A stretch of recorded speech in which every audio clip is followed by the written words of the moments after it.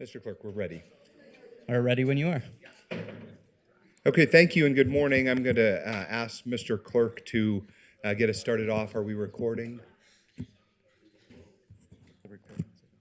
Yep, we're ready to go. Thank you so much. We'll start off by calling to order the October 25th, 2023 Reno City Council meeting, and we'll start off with the Pledge of Allegiance. Mr. Manager, would you lead us? To the flag of the United States of America and to the republic for which it stands, one nation, under God, indivisible, with liberty and justice for all.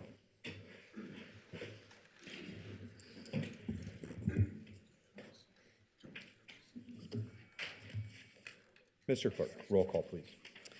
Thank you. We are taking roll for the October 25th, 2023 Reno City Council meeting, beginning with Councilmember Breckus, who is absent. Dewar? Here. Martinez? Here. Ebert is absent. Taylor? Here. And Reese? Here. And Mayor Sheevy is absent at this time. Mr. Vice Mayor, you have a quorum of the Reno City Council. Thank you. Public comment. Our first item today is public comment. Members of the public may hear, observe, and provide public comment virtually by registering through the following link, which can be found on reno.gov/meetings. That link is links.reno.gov/3RZ, B like Bravo, I like Igloo, S like Sam, Alpha. It should be noted for those in attendance that comments are to be addressed to the mayor and city council as a whole. Comments heard under this item will be limited to 3 minutes per person and may pertain to matters both on and off the council's agenda. City council may not take action upon any matter not agendized on today's agenda. When you are called on for public comment, please state your name for the record and begin speaking. The timer will begin when you say your name and you will be afforded 3 minutes. For those participating in chambers, in accordance with Council Rules 6.3.11, while in this room, please be respectful. Disruptive behavior from audience members like clapping, yelling, whistling, etc., which impede the meeting may result in a warning issued by the presiding officer. If the behavior continues, you may be removed from chambers. If you are an attendee in the Zoom meeting and would like to make public comment, please raise your hand at this time. And we will begin our public comments with Terry Brooks, followed by Bill Shrimp.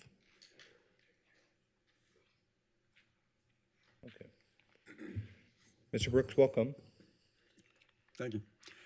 Good morning. It's me, Mark Twain, again. Oh, no, Terry Brooks, that's right.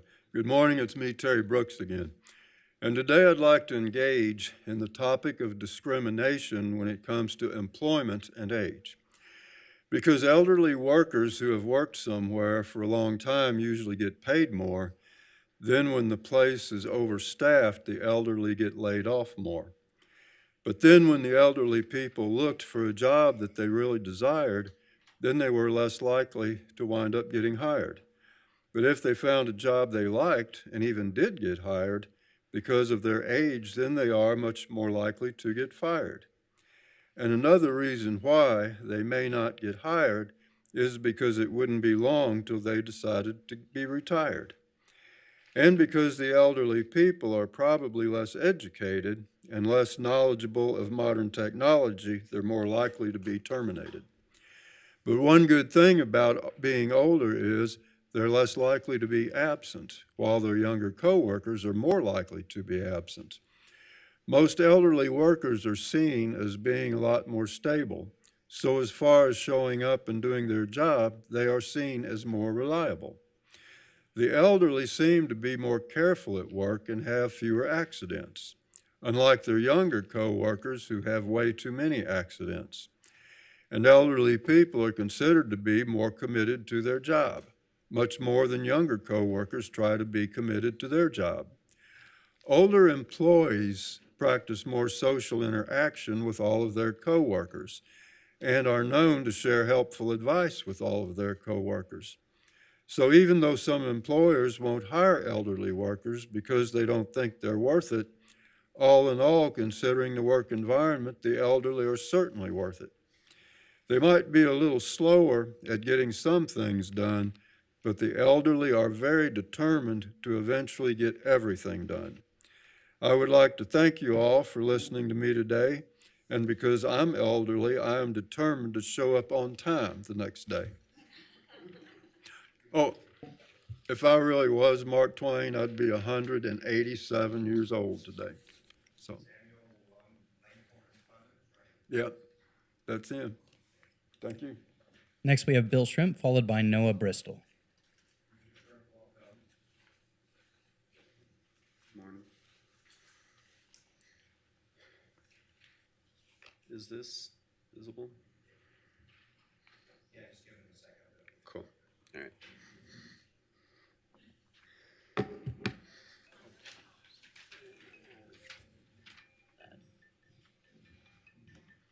More specific. All right. Well, hello, good morning. Thanks for being here. I do appreciate you guys doing this job. I really do.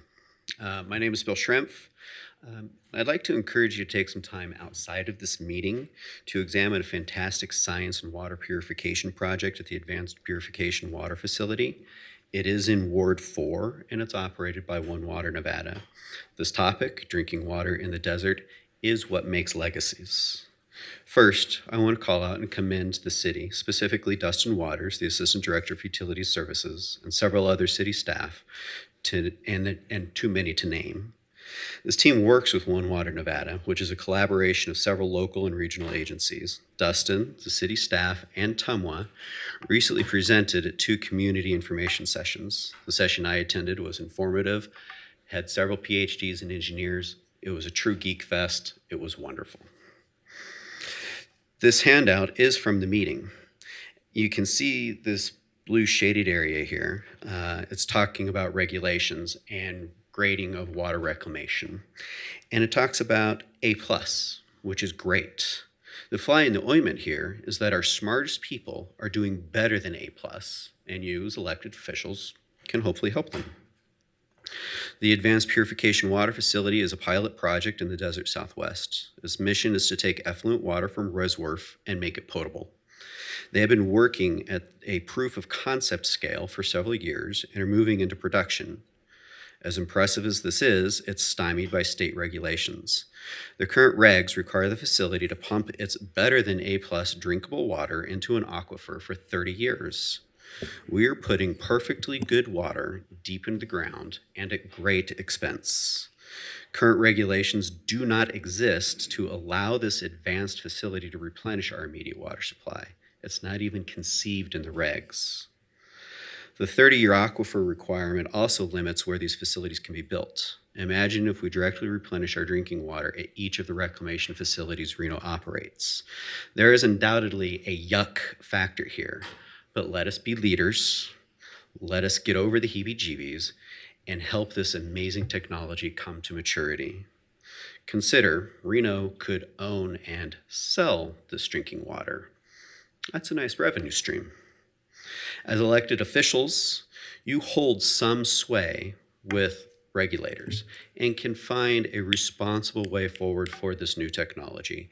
Drinking water regulations are of the utmost importance. My home is on city water. This is personal. But I'm here to tell you, I want the city treatment plants to clean water well enough to run it into my tap. The science is there, the regs are not. Just think, water in the desert. So thank you again, and I hope everybody has a good Nevada Day on Friday. Mr. Shrimp, thank you for that. Oh, the city is very proud of our facility there at the One Water. It's been an incredible journey. Yeah. Councilmember Dewar and I spent last spring touring the One Water facilities in California with a number of other elected leaders. So it's a really exciting project, and our folks are really proud of it. Great, thank you. Please continue to lend them support. That's great. Thanks. We have Noah Bristol, followed by Rich Bissett.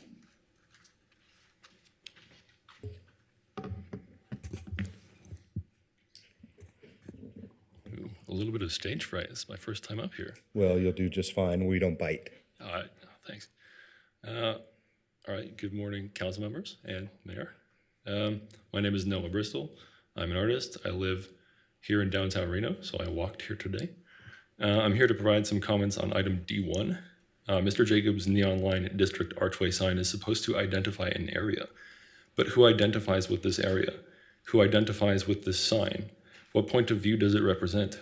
Signs point to things. They signify some meaning beyond themselves. Put simply, what does this sign mean? What story about this part of town and Reno as a whole does this sign want us to believe? And who and what interests does that story serve? Does the sign and the point of view it represents match the point of view of the people who live and work in that area? Who is this sign for? If it is for citizens and if its purpose is to inform individuals of where they are, this suggests that people don't know where they are to begin with. We are meant to believe that people living in the proposed district formed a grassroots coalition to inform Jacobs Entertainment of what they all colloquially refer to their neighborhood as Reno's Neon Line District. This, of course, is a fantasy. These are not grassroots, they are astroturf. Put simply, nobody who lives here calls it that, or at least nobody did until Jacobs Entertainment copyrighted the phrase Reno's Neon Line District and started encouraging people to refer to this part of town by that name. With regards to identifying the street and everything around and beyond it as Reno's Neon Line District, what gave Jacobs Entertainment the right to name a public street, much less an entire area? And did the city actually give them that right? Some key questions to consider. Do the words Reno's Neon Line District identify a defined and designated area? Do the words Reno's Neon Line District have the intent to promote an entity's commercial interests? It strains the bounds of credulity to think that Mr. Jacobs would spend $1.8 billion to build his entertainment district without any desire to recuperate his investment. You wouldn't tattoo the McDonald's logo on your forehead unless you really liked McDonald's. And you certainly wouldn't tattoo the McDonald's logo on someone else's forehead without their consent. The proposed archway sign over the 4th Street right-of-way is an advertisement, not an area identification sign. I urge the city to not appeal this judicial order. Thank you all for your time. Thank you. Next, we have,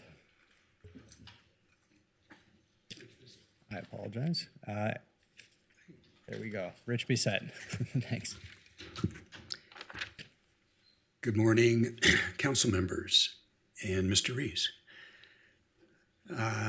So this item I'm addressing is the geothermal heating at Moana Aquatic Center. Honorable Mayor Sheevy and distinguished council members, my name is Rich Bissett, a volunteer with Sierra Club Great Basin Group.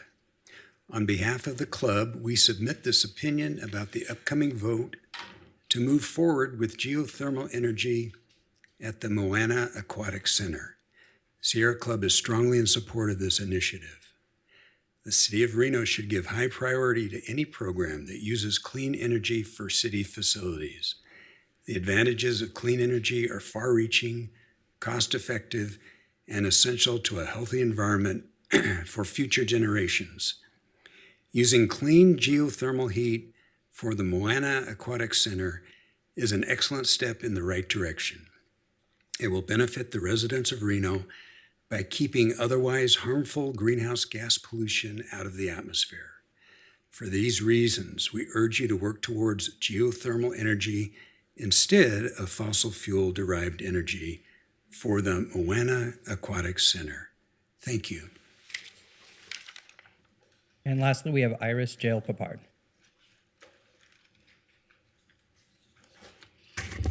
Hello, good morning, Mayor and elected officials. I'm Iris Jaley Papard, the Executive Director of One Truckee River, and I just wanted to share my thoughts on 2 items, one being B11, that I am so happy to see this on the consent agenda, and I support and thank the Public Utilities and Truckee River Fund for moving forward with the project at the Lake Park Watershed project, and it's important to the Truckee River. From my understanding, seasonally, some of that water in that pond goes into the Truckee River, and it is impaired. So this is great to see this project moving forward, and it also complements One Truckee River's river-friendly living demonstration garden that's been funded by NDEP that will be installed the spring of next year.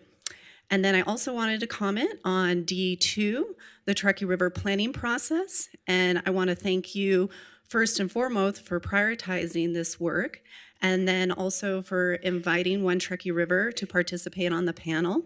I support the first and the second choice that's recommended today. And my hope for this overall planning process is that it will take off from the One Truckee River Management Plan as it was unanimously approved in 2016 by City of Reno and the other two jurisdictions. And as I see it, what we need now for the corridor is a geographical-based vision at this point. So where and how do we implement the One Truckee River Management Plan? So thank you. Thank you so much. And we have one more live public comment from Christopher Schneider.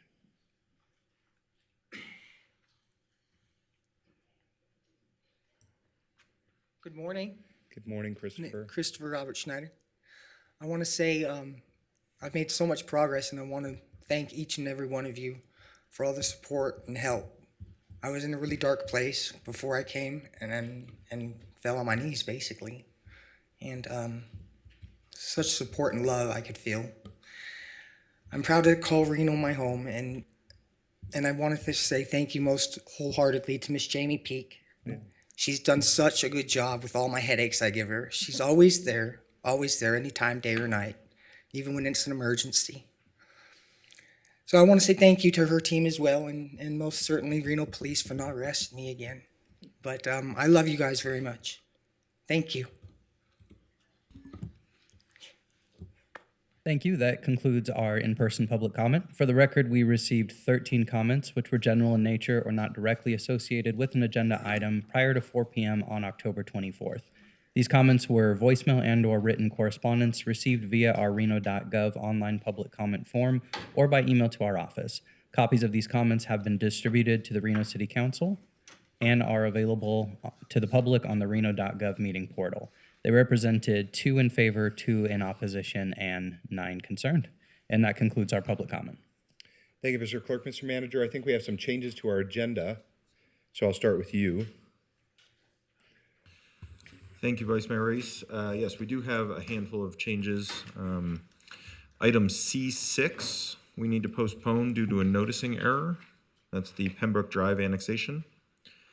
The appeal this evening, it is my understanding that that has been worked out with fire, but we have not yet received confirmation in writing from the appellant that it would be moot. And so stand by there, but that item might be removed from today's agenda as well. And then it would be my request that we take 2 items out of order after the consent agenda. That's item D2 and item D3. So Delta 2, Delta 3. Okay. We'll also open items Charlie 1 through Charlie 4 together. And so when we get to there, we'll just notice that. We'll vote on each one individually, but they'll be open together. With those changes, I'll look for a motion for approval of the agenda.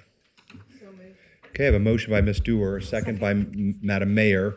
Any additional questions at this time? Hearing none, I'll call for the question. All those in favor, please signify by saying aye. Aye. Aye. Any opposed? Motion carries unanimously. Item A5, approval of the minutes. Can I get a motion? Motion to approve. Motion by Ms. Mayor, second by Ms. Dewar. Any additional questions? Hearing none, I'll call for the question. All those in favor, please signify by saying aye. Aye. Aye. Any opposed? Motion carries unanimously. Mr. Clerk. Thank you. And with that, we are ready to move into consent agenda. Okay, Mr. Clerk, is there any public comment on this item? We have no in-person public comment. However, for the record, we received 7 comments which were directly associated with the agenda item prior to 4 p.m. on October 24th. These comments were voicemails and/or written correspondence received via our reno.gov online public comment form or by email to our office, and copies of these comments have been distributed to the Reno City Council and are available to the public on the reno.gov meeting portal. They represented a total of 7 comments, 5 in favor and 2 concerned. Okay, thank you, Mr. Clerk. Are there any items that council wishes pulled for discussion? I'll start with Mr. Martinez. Nothing from me. Thank you so much. Okay, Ms. Taylor. Okay, we'll end with Madam Mayor. No.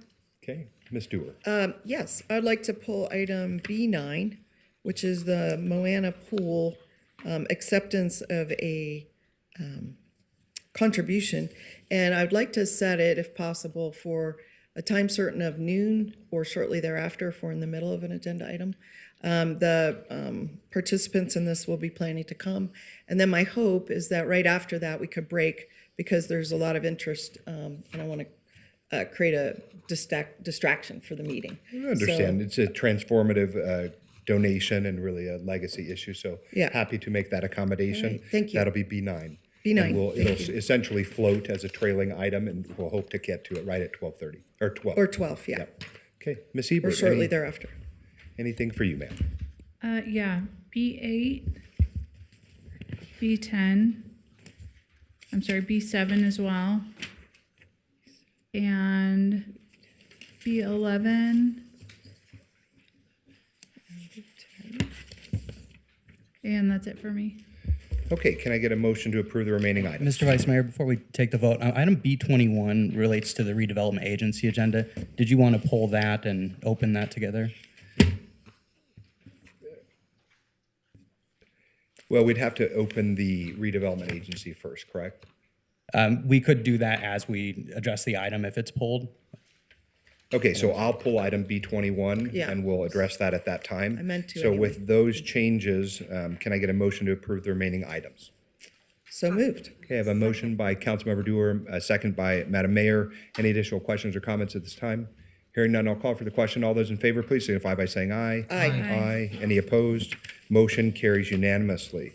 We're going to start with item B7 as pulled by Councilmember Ebert.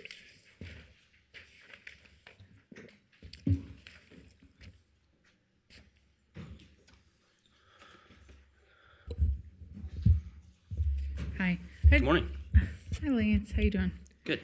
I just had some more questions about this location. Is it, can you explain what this will be, hammer and nails? Sure. For the record, Lance Ferrato, Director of Business Licensing. This is basically a barber shop, and it's located. This one's located in the Summit Mall, and they also have they're on this agenda for an alcohol license because it's a membership establishment, and they want to be able to serve alcohol to their patrons. So it's a membership? That's right. So like you would have to sign up to be a part of this, a membership to get your hair cut, and while you're there you can purchase alcohol. It's not something where, say, I could just walk by and come in and order a drink. You have to be a patron that's involved and signed up with that company. Okay. Do we have other locations like this in the city of Reno? Or Honestly, just this something is there's another one on this agenda that's going to be going in North Reno. It's a franchise from what I understand. Okay. I can't think of another instance that's like this particularly. We do have other salons that offer complimentary products with service, but this in this type of the way their business model set up is the way they charge for drinks additionally if you're a patron of that establishment. Okay. All right. Thank you. Uh-huh. Motion to approve. Second. I have a motion by Ms. Ebert, second by Mr. Martinez. Any additional questions or comments at this time? Hearing none, I'll call for the question. All those in favor, please signify by saying aye. Aye. Any opposed? Motion carries unanimously. Mr. Ferrato, item D8. As pulled by Ms. Ebert.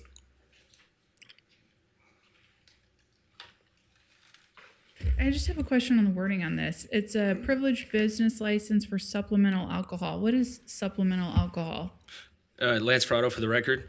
Essentially, this is an upgrade. So they already have a license to serve alcohol. They serve wine and beer. So when Okay. they come back in, they're doing an upgrade to serve full alcohol. So we just Okay. call it a supplemental alcohol application. It's just the verbiage we'll use. Okay. Uh-huh. Thank you. Uh-huh. Motion to approve. Okay, a motion by Ms. Ebert, a second by Madam Mayor. Any additional questions or comments at this time? Hearing none, I'll call for the question. All those in favor, please signify by saying aye. Aye. Any opposed? Motion carries unanimously. Item B10. B as in boy 10, as pulled by Councilmember Ebert.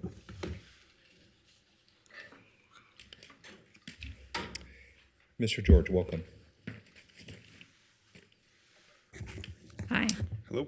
So, this is for, the Director of Finance to purchase materials. Is there like a limit on this? Will there need to be any council approval for any items that are being purchased? Or is this, gives the finance director the ability to just purchase whatever is needed?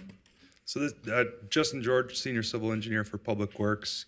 This gives the Finance Director the authority to sign our purchasing contracts for the FF&E in Moana Springs. So we are, we've got a budget we've set and it's been included in our finance package for this project.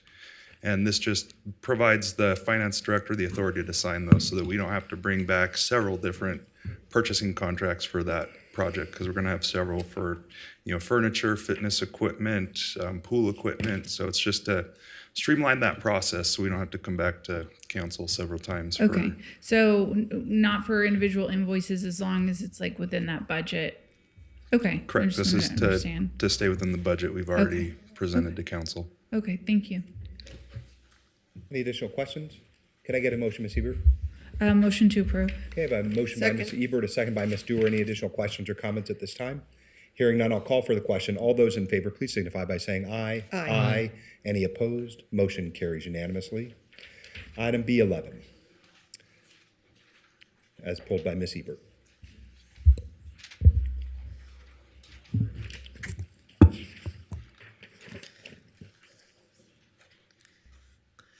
Welcome. Good morning. Good morning, Madam Mayor and council members.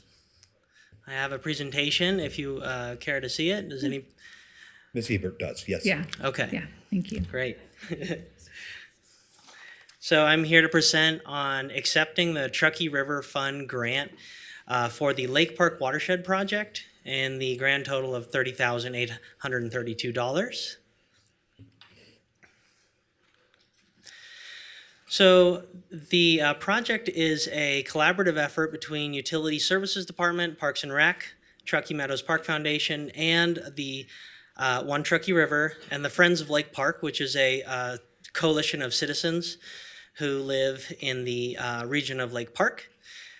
As you can see on the diagram, the watershed project involves installing 3 floating wetlands mats in green in the center, and planting pollinator and wetland species around the perimeter of the lake, as well as installing 2 educational STEM, science, technology, education, and math signs on either side of the lake, in red there.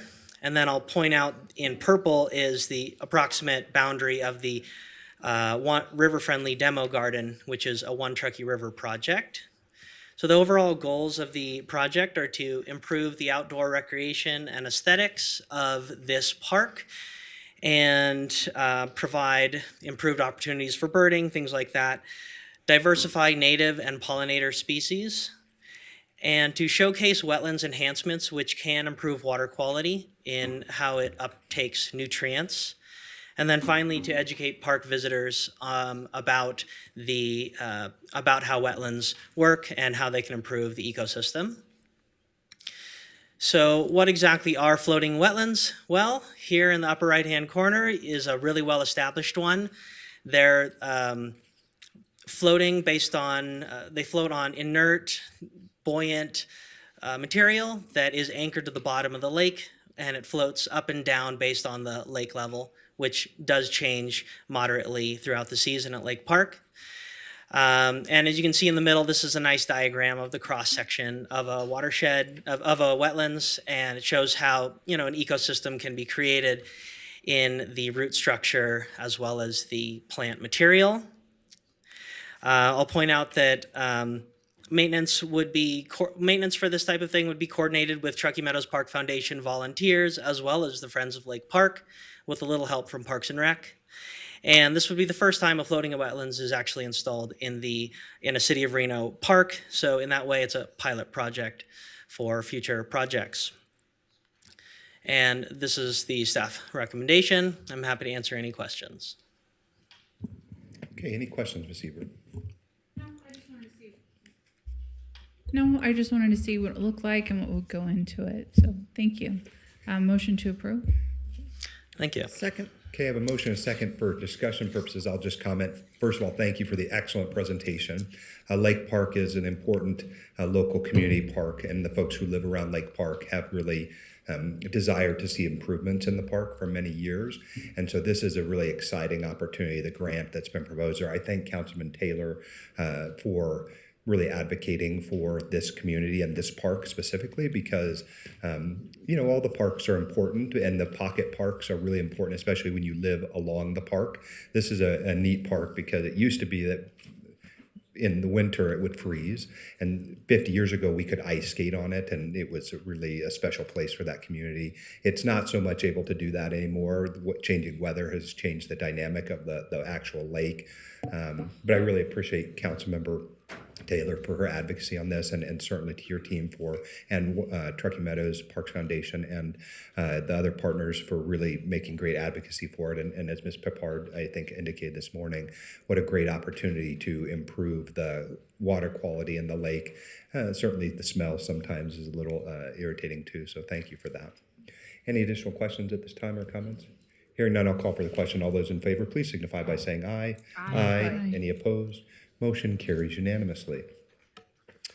Okay, Mr. Clerk, if I'm not mistaken, because we have moved B21 to another time when we open redevelopment, we're done with our consent agenda. Unless you'd like to do the redevelopment now along with that item. So hold on a second. Mr. Manager, do we have any other items on the redevelopment agency? I don't believe that we do. This is the sole item. Okay, so let's open the redevelopment agency, Mr. Clerk, and we'll go through that process, and then we'll close it out, go through this.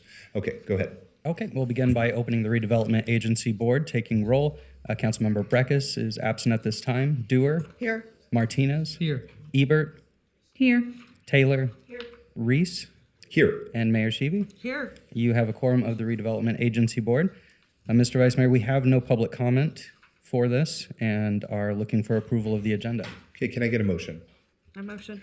Second. Okay, I have a motion by the mayor, a second by Ms. Dewar. Any additional questions or comments at this time? Hearing none, I'll call for the question. All those in favor, please signify by saying aye. Aye. Aye. Any opposed? Motion carries unanimously. And on to item A5, approval of the minutes.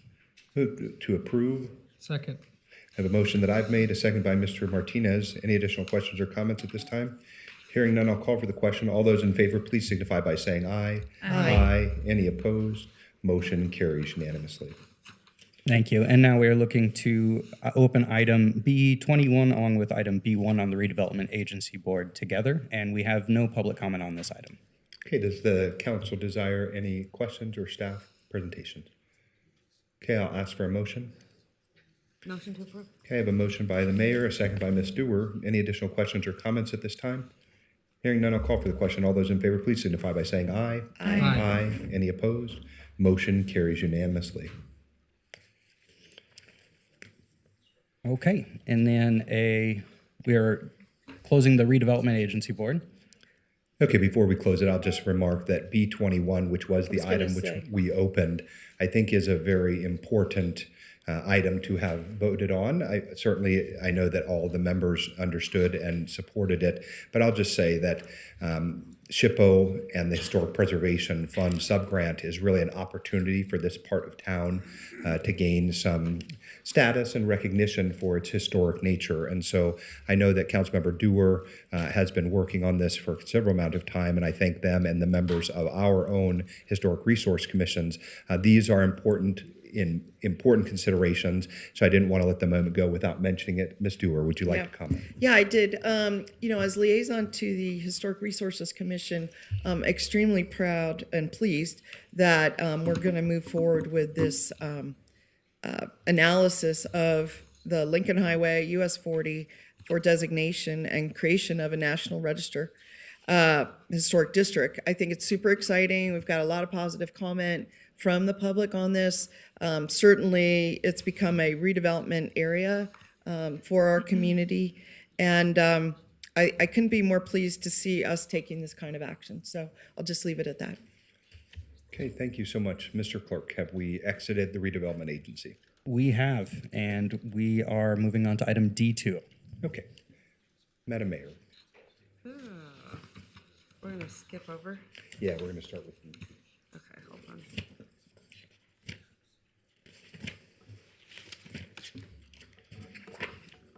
Ms. Pennington, welcome. Hi. Before we start, Mr. Clerk, not Madam, Hello. any public comment on this item? We have no public comment on this All item. right, Thank thank you so much. Take it away. Hi, good morning, Mayor and City Council, Amy Pennington, Special Projects Coordinator and Outreach Coordinator for Public Works. here today to talk about the Truckee River Plan. And this plan, most of you are very familiar with the Virginia Street Placemaking Plan. This plan is in a similar goal of creating a unified vision for us to move forward on the Truckee River corridor with an implementation and a financing plan. And that is what we're here to talk about today. The reason that we're doing this now is that the council approved $3 million to invest in the Truckee River corridor through the ARPA funds in March of 2023. And this plan will help us focus that investment and make sure it is used in a strategic way to accomplish the goals of the community and the council. And in July of 2023, we released an RFQ to move forward on a competitive process. The scope of this plan included these 4 main areas: land use and design, which speaks to economic development along the river corridor, as well as maximizing our publicly held lands like plazas and parks; micromobility and connectivity, including the Tahoe Pyramid Trail and Truckee River Path; parks and open space; and safety and sustainability. So in this process, we had a 9-member panel that included representatives from the city of Reno, Washoe County, the RTC, One Truckee River, and the Tahoe Pyramid Trail. And DIG was the selection of the panel. They scored the highest on the written proposal, and they were the unanimous first choice in the interview evaluation based on their demonstration of the clear understanding of the scope, comprehensive strategies, aggressive outreach plan, and the understanding of the river corridor, as well as their desire to provide a high-level vision. In this consultant agreement, we have 2 phases in the schedule. One is that they are going to be coming forward with a first phase of implementation early next year in 2024. And this is going to be focused on the ARPA funding that is available, and we'll have some initial opportunities for council to choose those projects. And really we're focusing on what can be done quickly, quick wins for the Truckee River corridor. And then later in the spring or summer of 2024, we will come forward with a long-term vision that includes a funding and an implementation plan. The cost of this plan, it's just over $3,250, and then the city of Reno is responsible for $229,627, and Washoe County is coming forward as a partner with $100,000. And part of this is this study includes from the California state line through Reno to the border of Sparks. And the reason that we are partnering with Washoe County is so we can have a plan that promotes a comprehensive and coordinated vision of the river corridor. And so this is the motion, and I'm available for any questions. Yes. Oh, sorry. All right, go ahead, Yeah, Councilman. thank you.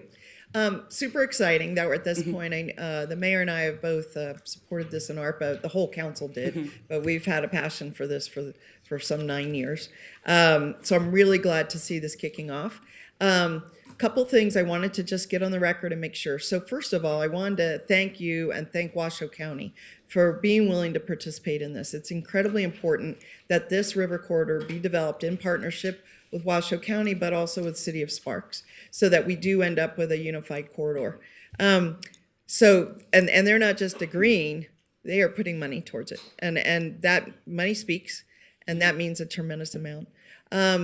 What I want to make sure is that there have been many groups, as you and I have had this conversation, many groups working on the Truckee River for, I'm going to say, close to 40 years. And very focused last 10 years with One Truckee River. And there are people in that group. We've had Iris Papard here today as their director, but also they have a lot of board members. Myself and David Bobsian served on the ex officio committee in helping develop the One Truckee River plan. So we spent months, in fact, probably 2 years, working through the issues and developing that plan, which was supposed to be a community template for preserving, protecting, and enhancing the river. So what I want to make sure, I just want to make sure during this process, here we come, and we have to do it, I know, with a new planning group that doesn't necessarily know those people, doesn't know, they maybe know Iris, but they don't necessarily know all the many people. There were at least 100 that participated in this planning effort. And I want to make sure that this group reaches out or has productive meetings with those folks, with you present, so that we make sure we're not reinventing the wheel. In other words, if they've already adopted effective, reasonable direction, that we adopt that too. If there's a reason to differ, we should do that too. Now, I know this plan, the other plan I don't think had as much focus on economic development in terms of we were talking about a river walk and additional businesses along the river. So that might be a newer area for exploration. But some of the other areas, such as providing bathrooms and protecting the water quality and protecting the banks of the river, setting levees back instead of, or flood walls instead of right on the river, setting them back where possible, working with the Truckee River Flood Plan. They have the Living River Plan, right? A whole separate adopted plan by a whole separate board. So what I want to make sure is we have this magic moment with the new consultant to bring together the One Truckee River, bring together the Living River Plan, and make something that we can then go implement. Because I think our goal is to have most of the dollars not go to planning, most of the dollars go to actually implementing new facilities and new opportunities along the river. So just a word of caution and a request, a plea really, to make sure we include those that especially need to be included. And they aren't necessarily known to you personally. You've been here a certain amount of time. Many of these people have been working on the river 20 plus years. So thank you very much. Thank you. All right. Any further questions? No? Thank you so much. I am elated to see this. This is so long overdue. And I want to thank my council members for feeling very passionate about the river and what that looks like in the future. It's our drinking water. 70% of the water in the Truckee River is our drinking water. So it's really important for sustainable reasons, health reasons. But let me just ask you, I want to say thank you to Washoe County for being part of this. I've had a lot of frustration along the way because everyone says that they want to commit to make sustainability of our river, but quite honestly, it's been like pulling teeth. And a lot of people don't know, but there is not a sustainable source of funding for the Truckee River. And I think it's something that unites us. And so I've been constantly having conversations, but it's important that we also have our other partners involved in this, from the RTC to the RSCVA. So I would like to put a plan in place where we present and ask them to be our partners so that we can continue to have a sustainable funding source. Quite honestly, it's really hard and shocking to believe that there really is not something in place that will continue to take care of this river. It's really unfortunate and sad. So with that being said, was there any conversation with the city of Sparks? We have not had conversations about the city of Sparks being included in the contract, but we do plan to keep them up to speed as a stakeholder as they are in our region. Yeah, absolutely. I would like to see them come to the table. I think that's really important. And the other one who's been a great partner are the tribes. Have there been any conversations with them? Yes, so we have updated the city of Sparks and the tribes through our participation in the One Truckee River Oversight Committee. And so they are aware of the project, and we plan to keep them very involved as stakeholders. Okay, great. All right, thank you so much. I'm incredibly excited and look forward to seeing this come to fruition finally after a decade of trying to get something done here. So I appreciate you. All right, any further questions? Seeing that there are none, I would like to get a motion. Yeah, I'll make a motion. I have a motion and a second. All those in favor say aye. Aye. All those opposed? Motion carries unanimously. Thank you. Good job. Okay, Thank you. moving And, right along, Mr. Clerk. Moving into item D3.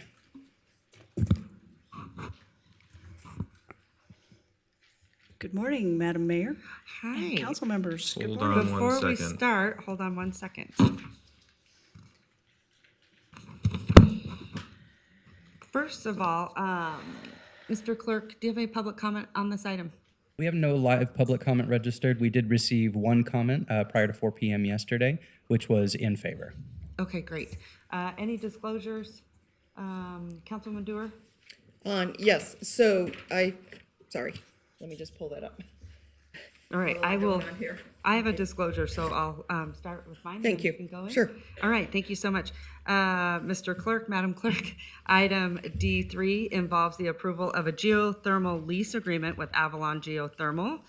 at 240 West Moana Lane. I understand that Susan Fisher, a McDonald Carano Government Affairs Officer, represents Avalon Geothermal in this matter. In my private life, I've retained Adam Hosmer-Henner, partner at McDonald Carano, for a civil matter unrelated to Avalon Geothermal. The fact that I am represented by McDonald Carano will not impact my ability to impartially review and render a decision upon this particular agenda item. Madam, Mr. Clerk, sorry, please accept this disclosure and for the record for this meeting and pertaining to this particular agenda item. Thank you. All right. Okay, Councilwoman thank you. Dewar. Madam Mayor, fellow city council members, and Madam Clerk, or Mr. Clerk, item D3 involves the approval of a geothermal lease agreement with Avalon Geothermal to drill a well at 240 West Moana Lane.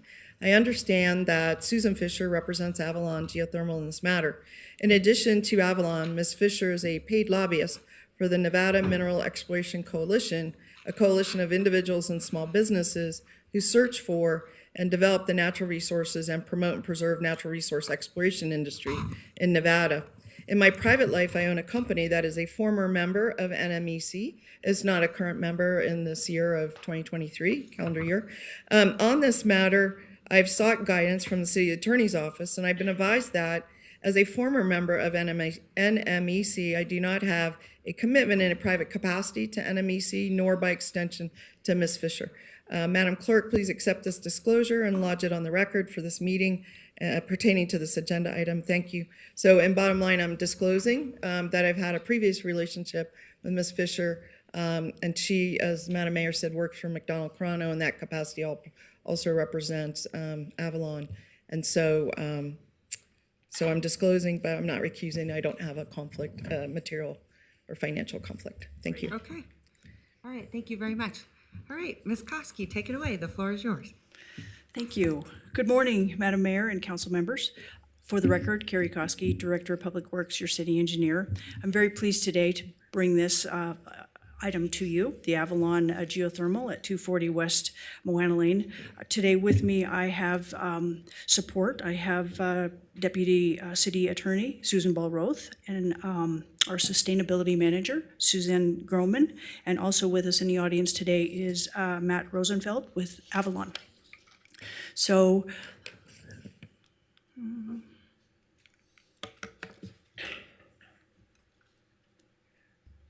it won't advance. Okay. So for the present, so what we're bringing here today is actually three parts. The first part is the major part, which is the lease agreement, which allows Avalon to drill a geothermal well at their expense on city-owned property, and the city will be compensated for that. Second part, assuming that the geothermal well is viable and Avalon decides to go forward, we will need a easement for underground piping that will extend off of our property onto the city right-of-way. And then we'll also need to authorize a heat service agreement to move forward with servicing the Moana Springs Community Aquatic Center. What we aren't doing here today is we are not guaranteeing anything. We're not guaranteeing that the geothermal resource is viable at this location, and we are not talking about a franchise agreement today. We will bring that to the council at a later date. So I want to talk a little bit about the Avalon service territory.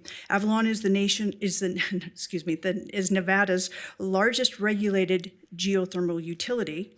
They are regulated by the Public Utilities Commission of Nevada.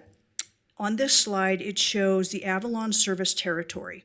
In the center of that is kind of a purple shaded area. That was the original service territory. I believe it was back in 2019, Avalon expanded their service territory that shows in red, we've got the Moana Pool site kind of highlighted in there.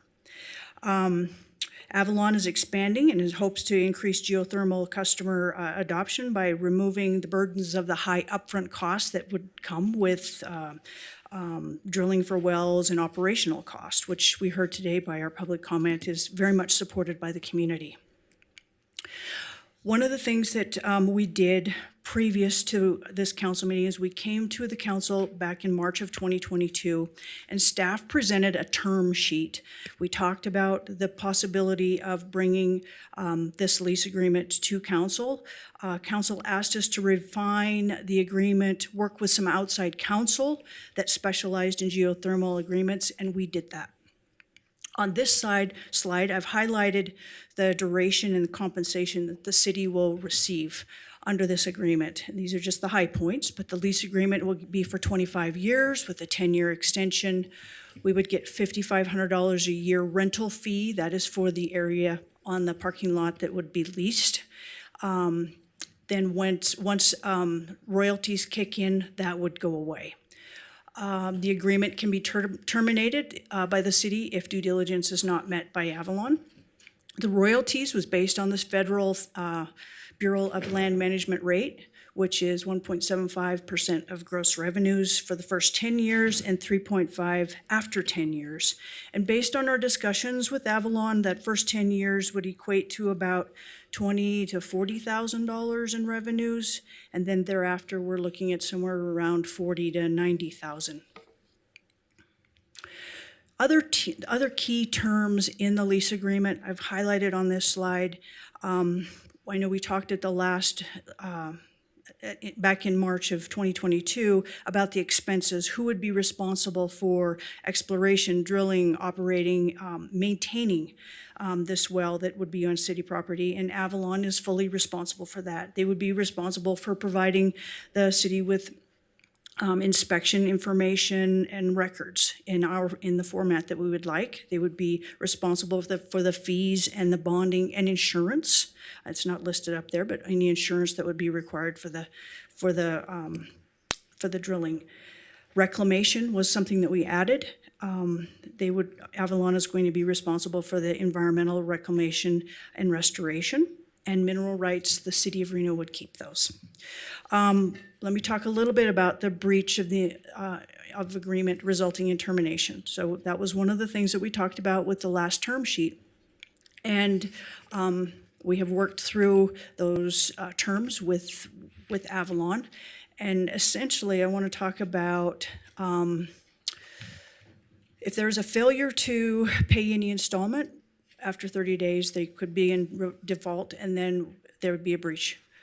Failure to perform the work specified in the agreement. And what that means is basically Avalon has 3 areas of work to do. They have the geotechnical exploration, they have the construction of the geothermal, and then they have startup and operations of the geothermal. So we have 3 deadlines for each one of those areas of work. The deadline for the geotechnical work is it must be completed by October 31st, 2024. The construction 1 year later, and then following 1 year after that in 2026, they would be required to have startup operations of the geothermal. So I want to talk a little bit about, remember I said there was 3 things. I just finished talking about the lease agreement. And on this slide shows the whole area. Let me kind of zoom in to what we're looking at. So this is the Moana soccer fields. Everyone is familiar with those. That's in the center of the page there. Off to the left of the soccer fields is the parking lot next to Grant Drive, and that's where we're currently putting in the solar for the community solar. Thank you. And then the new pool facility is in that dark shade there off to the right of the soccer fields. So assuming that, we'll back up here, the area that's kind of surrounded in that purple, in the rectangular adjacent to Grant Drive, that's where we would need a easement for the piping on our property. So if we find out that the geothermal well is viable and they want to move forward, then we would need an easement. And this agreement, today we're asking that the city manager has the authority to sign for that easement. Just to kind of keep things expedited, as you saw in the timing of things kind of have to roll along pretty quickly. That shaded square there right off inside that little purple area, that's the 1,000 square foot lease that we're talking about. That's the lease for the geothermal well. So if that made sense, the geothermal drilling will happen at that point. The red line that kind of goes through the streets, Grant Drive, Moana Lane, and over off of Baker, that's where the piping would go into the city right-of-way, and that would be covered under franchise, which we would come back to you at a later time. Okay, third thing is the heat service agreement. So the Public Utilities Commission of Nevada approves the rate for the geothermal district heating. What that means is we, the city, don't set the rate. It's set by the Public Utilities Commission. So they have a formula that they use. Basically, they take the annual heat load from each customer, and that's in therms, and they multiply that by the filed rate that Avalon has. Submitted with the Public Utilities Commission. So that's the third thing that we'd be asking, is that the city manager would be able to finalize that if we were to move forward with geothermal. That brings me to my recommended motion. Any questions you may have? Yeah. All right. First of all, thank you. Great job. Thank you. As always. Thank you. Rock star. Okay, go ahead. Councilwoman Dewar, Yeah, this is sure. your bailiwick. Yeah, thank you. This has been a long time coming, and I'm so excited to be here today. When you first came to council, as you said, you had a term sheet, and there were a lot of things on that term sheet which have actually been revised in the time that you've been working this last year and a half or so. I want to point out to the council, one of the things is that I think the original term in the agreement was envisioned to be something like 50 years with further extensions. I mean, everybody understands whether it's a waste management contract or any kind of contract, when you get into even over 20 years, it starts getting long. And things change in the world. New ideas come, new information comes, new information will come about this resource. So I'm really pleased to see that we've come up with a term that's 25 years with a 10-year renewable. I think that's reasonable, gives them some certainty, but also allows us the option to change if we need to. You also identified the royalties, which is very important. You know, this is part of my field. I don't work in geothermal, but I work in minerals. And one of the things, whenever you have a resource, which we do, we own this resource, and you're going to share it with another person, you need to get something in return. That's your royalties. I think the royalties are reasonable as laid out. I would always want more, right? Sure. I mean, that's the nature of, we've got something that's valuable. Because bear in mind, ultimately, if this is successful, they should be able to set up a whole utility to serve other customers. And I talked to the Atlantis just the other day, and they said they're very excited about being a partner, potential site of the reinjection well, and potential customer. And there might be others, such as the Reno Sparks Convention Center. So that's one of the beauties of doing this way. Now, I want to say, originally, you know, I did argue as a geologist working in this field that the city should consider owning our own well, doing our own work, much like the pepper mill did. They're not part of our franchise agreement. They are they're doing their own. They hired their professionals, their consultants, drilled their own well, they're managing it. They don't have to pay for their heat. They have the upfront cost to install the project, but they don't have to pay for the rest of their lives. So I did argue for that. You made some good arguments back that it's not so much that we don't have the expertise in-house, we can always buy that, but we didn't really have the access to capital that maybe the pepper mill did to be able to do the fiscal capital investment to get here. And I think that's something that the council should know, that there's two ways to go on this: do it yourself or go with a group. Because of the capital issues, we would have had a bond. We decided to go with the group, but it also means we'll be paying for hundreds of years to come, potentially. I wanted to just speak, and I know I'm running out of time, about the issue that's still on the table, which is the heat agreement. You had said that you had hoped to include the heat agreement with this, but you ran into some issues, and some of those were from me, but others too, and I found out others agree with me as well. And that is that in your report here, you mentioned that the PUC has approved another geothermal customer to have their price based on the floating price of gas at a certain proportion. I think it was proposed that we be 15% below or something, and here it says something else. But anyway, there's an issue there, and if in case, this may come back years from now, right? I mean, there has to go through the exploration. So this is sort of my advice to council, if I'm not here 3 years from now, let's say, when this comes back, 5 years from now when it comes back, is that we should not tie, in my opinion, a rate for renewable energy to the rate that is being charged for a carbon-based fuel, gas, natural gas in this case, that is subject to worldwide conflicts, worldwide demand, worldwide issues. This is a local resource. The capital expenditure will have already incurred. From there on, it's just maintenance, and I think any rate that we pay should be tied to something we can all agree on, which makes sense, which speaks to why we're leaning in to invest in this resource and to be a partner with Avalon. But I don't want us to be tied to a floating rate of anything, gas, oil, anything. It makes no sense to me. It may have been what the PUC did, but it's not necessarily what the PUC is going to do going forward. So I'll come back with another comment after others have spoken. Good comments. Thank you so much. All right. Any other comments? Just briefly, Madam Go Mayor. right ahead. Ms. Vice Mayor Koski Reese. and maybe Ms. Ballroth will be able to answer it. My understanding was that the rate was pegged by the PUC. So it was a percentage rate below the currently available energy rate that would be available in the absence of the geothermal energy provided.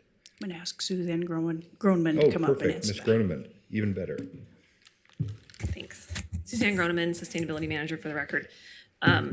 So to give a little context, the reason that it's tied to gas is because geothermal heat and water runs 24/7. There's no meter. So the reason that it's tied to gas is so that they can have a unit of measurement to measure the estimated heat for a customer.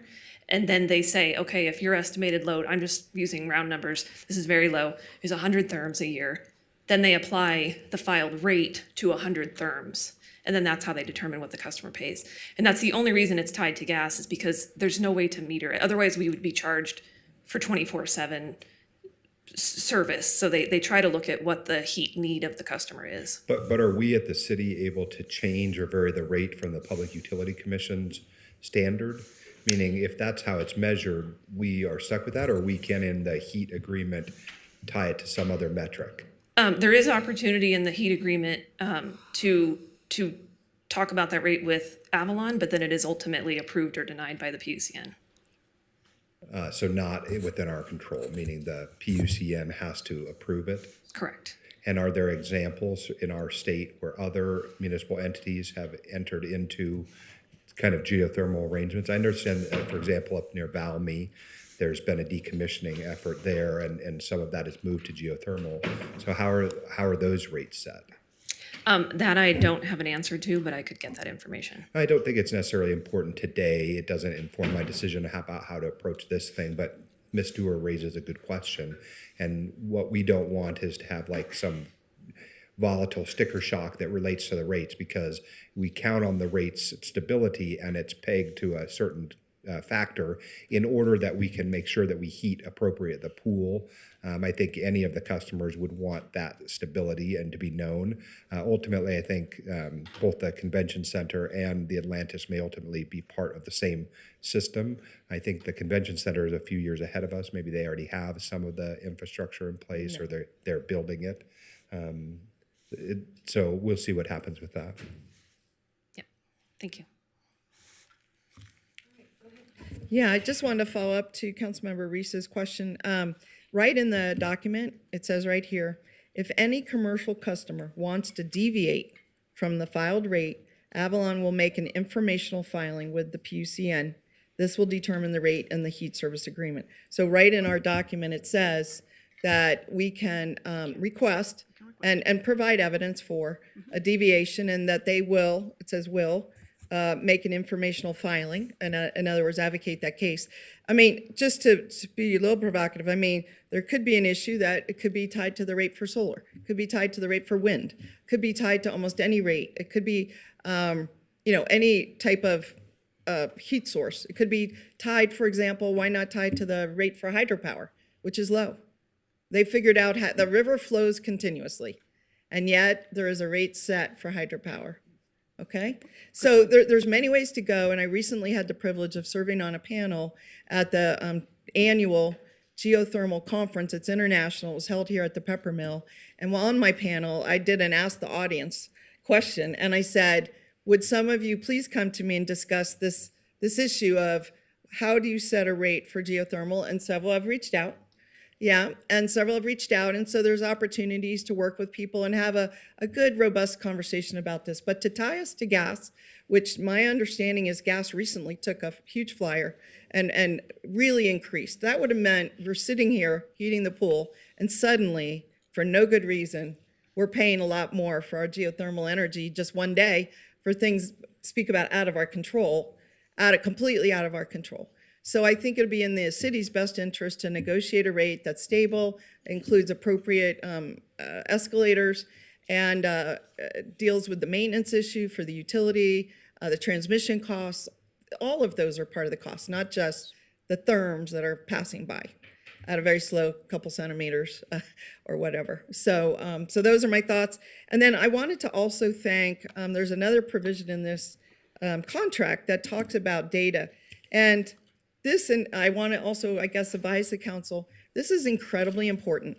If for some reason, hopefully not, but if for some reason we don't proceed with Avalon, it's very important that the data that they collect while they're doing their research comes to us.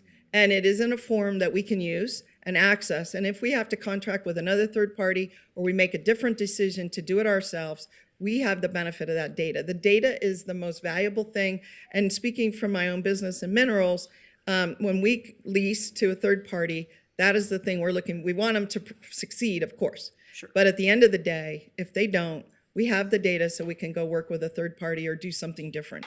It is extremely valuable, very costly to acquire. They're going to spend millions of dollars getting it. The other thing I'm proud of you is for reserving our minerals. We don't know, hot water has minerals. We don't know where that will go in some future world. So again, kudos for a job well done. Thank you to our, what I expect to be our future partner, Avalon, for working with us on these terms. So thank you. All right, thank you.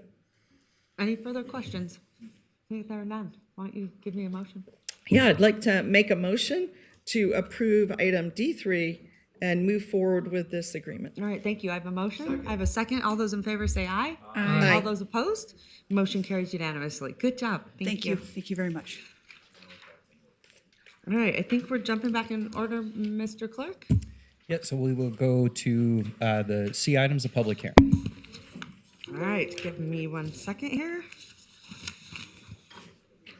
I think we're doing C1, C2, C3, C4, correct? I believe 1 through 4 you want it open together? Yes. Yes, please open them together so that we can have a single presentation, vote on the items separate. All right, perfect. And on Okay. that note, Madam Mayor, I will have different comments on they do different things, so you'll potentially indulge me, but I'll try to cover Sure. everything. I don't think in my first round I can cover all 4 That's all different right, we'll get there. applications. We'll get there. Okay. All right, thank you so much. At this time, let the record reflect that the City Council is opening the public hearing. Mr. Clerk, was proper notice given? Any correspondence received? Thank you, Madam Mayor. Yes, proper notice was given. And for item C1, we did receive 3 comments directly associated with the item prior to 4 p.m. yesterday. They represented 2 in opposition and 1 concerned. Okay, thank you so much. Do any council members at this time need to make any disclosures? Seeing that there are none. All right, moving along. City Attorney Carl Hall. Thank you, Madam Mayor. It's all you. With respect to C1, ordinance introduction, bill number 7249, an ordinance annexing to and making part of the city of Reno certain specifically described territory being plus or minus 80 acres of property generally located plus or minus 350 feet southeast of the intersection of Claim Jumper Way and Tellurium Mine Drive, and directly east of the Truckee Meadows Water Authority Tumwa Reservoir Tank within the City of Reno sphere of influence, SOI, and the city's portion of the Truckee Meadows service area, TMSA, Washoe County, Nevada, together with other matters properly relating thereto.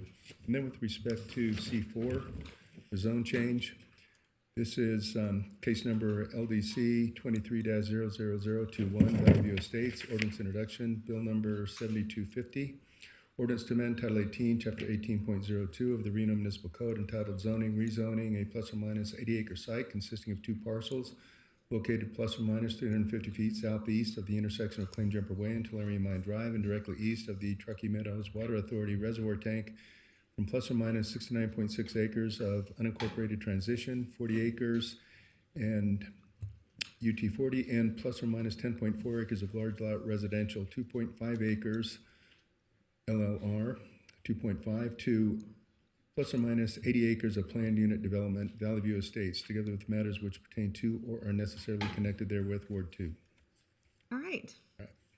Thank you so much. All right, at this time, I guess we will have a staff presentation.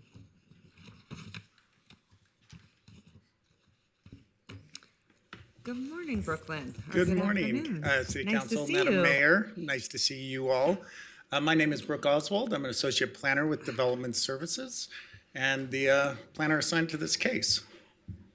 So you do have two cases that we'll be looking at today. One is an annexation, and the other is a master plan amendment and a zoning map amendment. So you'll be making three separate motions today as we move through this, and I'll explain that a little bit more as we go through this.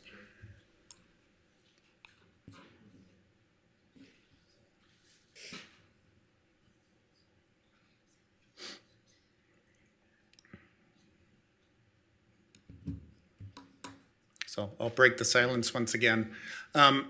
All three of these cases they're very high level cases. So we're looking at that annexation. Is that appropriate to bring additional land into the city? We're looking at that master plan, really those bigger policies, that big high level look at how we're going to move forward with land development. And then we go further into zoning, what's going to define a lot of those standards and requirements of how we do that development. That's the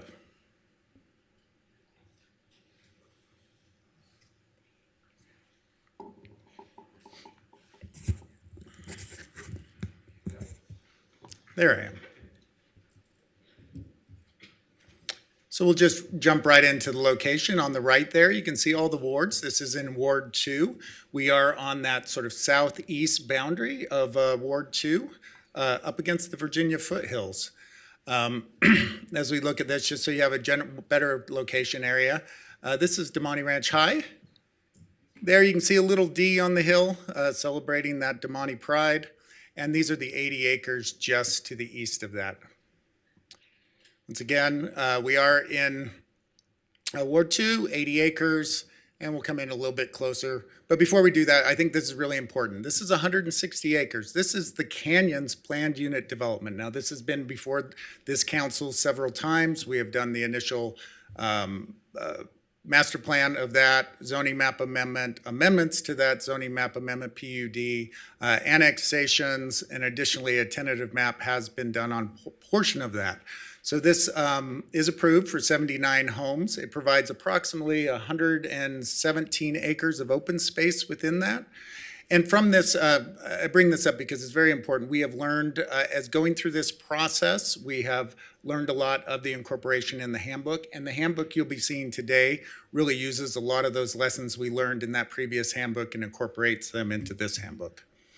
So that request is for an annexation, master plan amendment, zoning map amendment, and specifically that's a planned unit development. So a planned unit development is a type of zoning, and it allows the ability to set a handbook that further gives us standards and requirements to ensure development moves forward properly. Come in a little bit closer on this. As you can see right there and there, we have two roads. They are stubbed out, so our utilities, roadways are in close proximity to this, and it is anticipated that we were going to see future development based on sort of the stub out of the roadways there. And then this little parcel here is, I bring it up because this is the DP2 townhomes. This was a tentative map for 18 townhomes.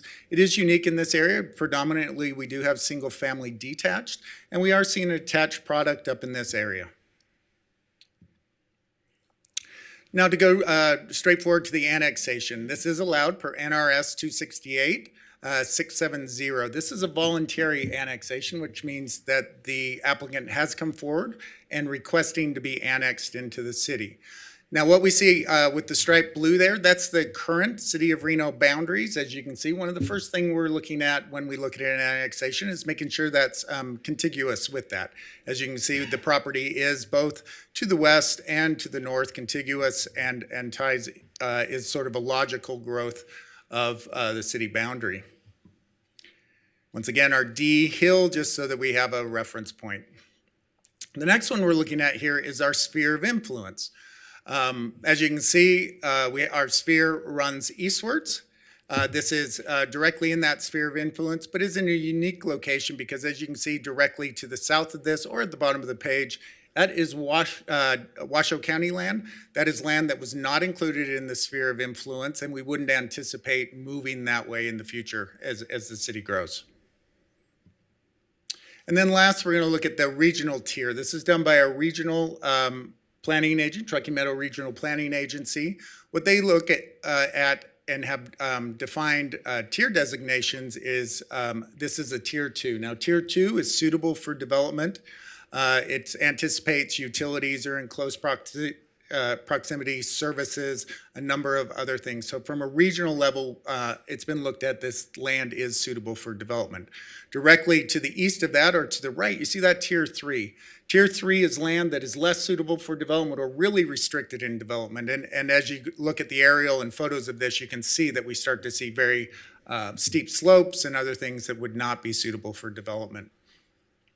So with this, we opened up all three of these at the same time because we, with an annexation, we require a master plan amendment and a zoning map amendment if they intend to change that. And that's great because that provides a transparency both to this council and to the public to understand what is anticipated with this land as we bring it into the city. With that, there's a financial fiscal analysis that was done on the property. This is required by an annexation, but with that master plan and zoning map amendment, we can really get a great fiscal analysis of what is anticipated to happen here. So they are proposing 39 homes on this development, and from that, they can extrapolate out what would be the impact to the city. This development would not be a burden to the city and is shown to be a slight fiscal increase over the term of 20 years. So we'll start with our right there, which is our high-level master plan. Currently, our master plan is UT, or that's unincorporated transition. That's land that has been unincorporated, and we anticipate it to change or to move as development comes to there. Directly above that, we have that SF, that single-family neighborhood. And then the green up in the corner there is PGOS, that's our park, greenways, and open space. The NOLA basically is we have not assigned a master plan to that area yet. That is in our sphere of influence. But as I kind of showed before, that land becomes really restricted for development. Of those master plan policies, as we move forward. And this is a really unique pattern. We get a kind of a polka dot or a pattern there. And what they have done is applied, the way we've approached this is to apply that single family neighborhood specifically to the areas that are suitable for development. And so as we look at this, it's approximately 17 acres of single family neighborhood and 63 acres of parks, greenways, and open space.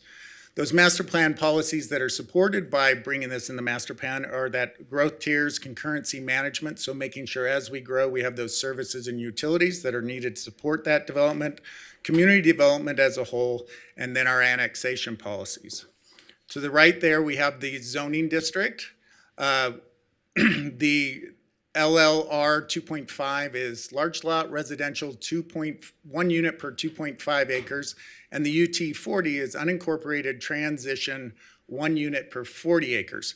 Now we don't currently have a zoning set from these. These are a translation from the county zonings that we have brought over. What they're proposing is a planned unit development. As I mentioned before, this is really using the backbone of that Canyons PUD development to set the framework of this, and this would allow for 39 homes.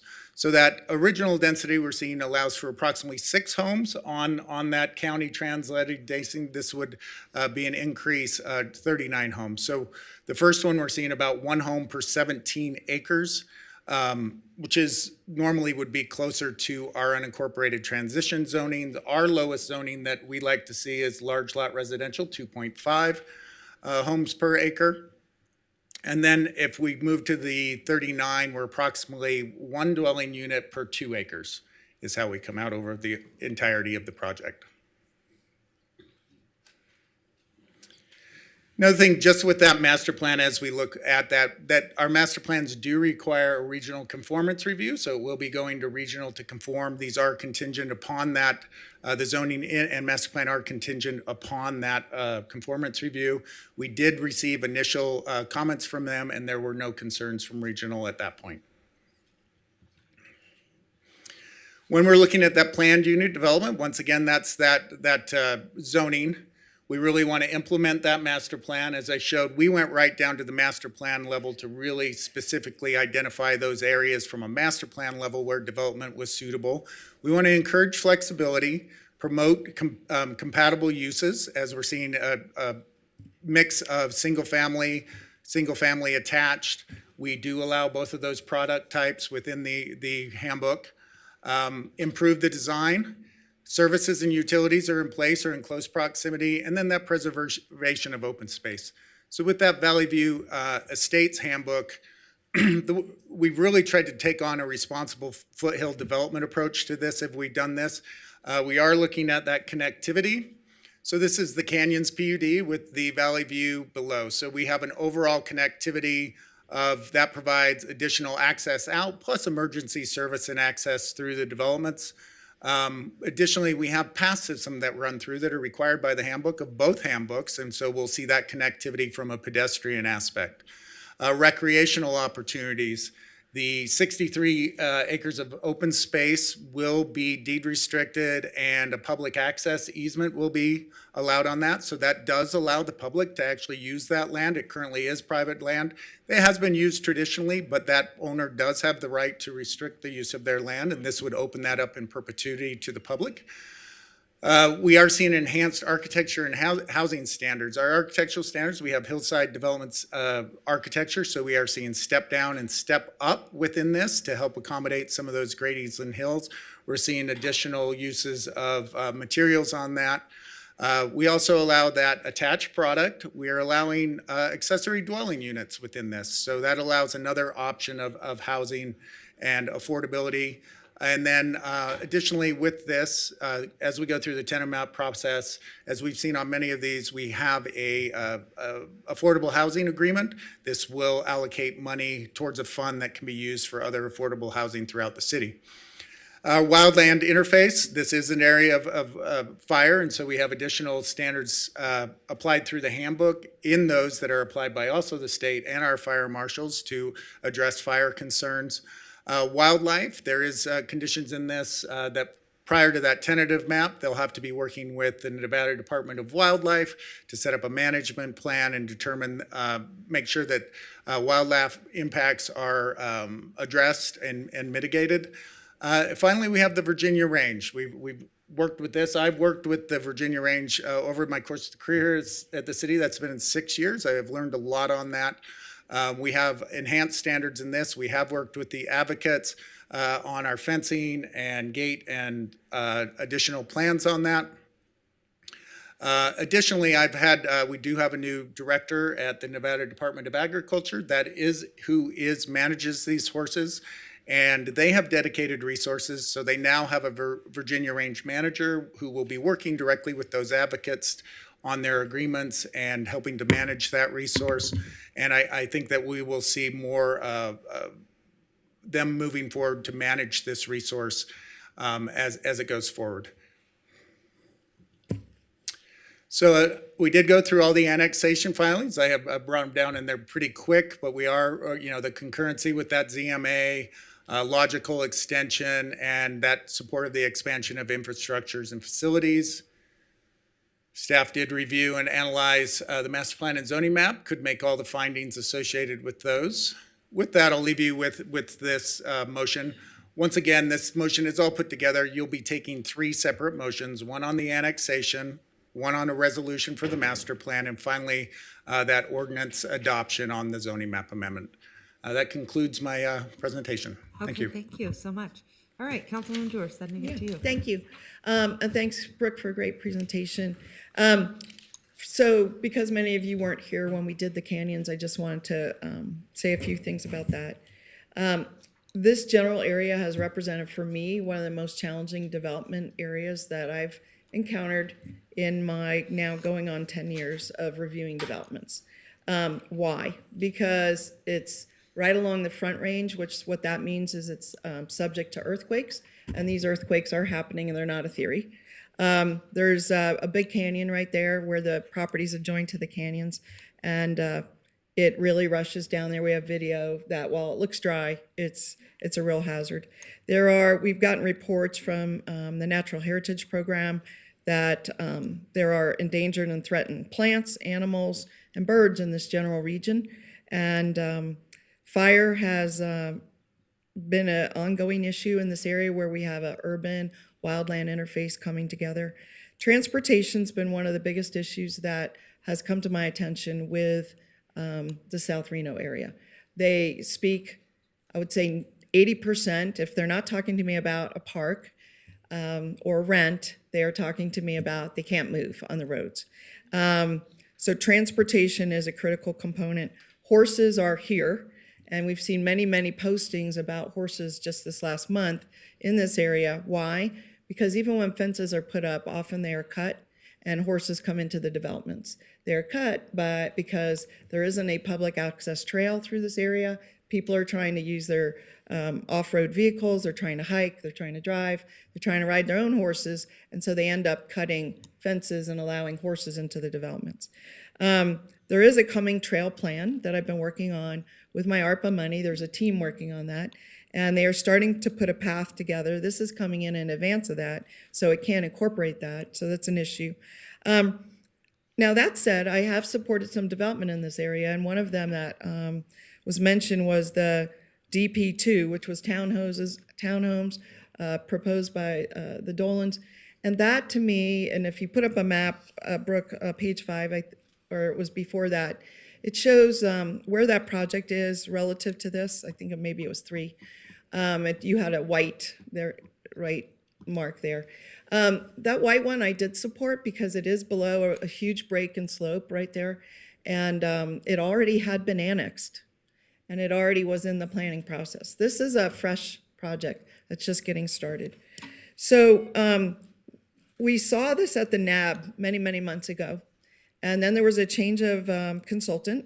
And then it just showed up on the agenda. I went to the public hearing. I've met with the consultants and the developers. One of the things that I asked them to do, and if you could turn to page 5 on here, Brooke, was to look at the layout, and I think it's on page 5. You have several yellow islands, and then if you go to the next one, that one, and the next one would be good. What you have in this map are the orange islands that are not contiguous with the area that's considered developable, and I have asked them to remove those from the plan, but they remain in the plan, and that gives me a great deal of concern. I have more to say, but where I'm going here is I don't believe that this project is ready for annexation. And the reason I want to be able to go over very specifically why. I think that ultimately this area may very well get developed. I think it's premature, the timing. I realized later that all the challenges we had with the canyons, we probably should have stopped at annexation. I wanted to lean in and work with the developers at that time. We got a certain way, but there were certain things we didn't get to cover. One of the big differences, and then I'll end and see if anyone else has comments before my second round. One of the big differences here is that when the canyons came in, they actually submitted a tentative map. And in that tentative map, they provided a geotechnical report, a soils report, an earthquake report, a natural heritage report. Let's see, something on the flooding, the fire, the horses. They had a detailed plan. And this one, they've just proposed the standard conditions. And so what I'm saying here is I think that this project needs more work to be able to address those issues that we already know exist. That the canyons did do a lot of work, had consultants do the work to show us how they were going to address that, whether it's fire, horses, I've just mentioned. That is not part of this project. That tentative map on that project is still waiting. In fact, it's coming up this next year into its 4th year. It hasn't moved forward. It hasn't proceeded to a final map, hasn't proceeded to a development agreement. So my bottom line is that I think that we have approved plenty of housing that still hasn't moved forward. We have transportation issues, and I'll get into the details after, but that's why at this point, and it took me a long time to get here, I like to lean in. I understand. I think that the development folks are very well-intentioned. I think that the consultant did as good a job as they could do without having that detail, but I just feel it's not ready for prime time at this point, and our attorneys have advised me over and over, if it's at annexation and you don't think it's ready, that's the point at which you need to stop. So that's where I'm at. Okay, thank you. Okay, thank you. All right, I will come back to you in a minute. Thank you. All right, Councilwoman Ebert.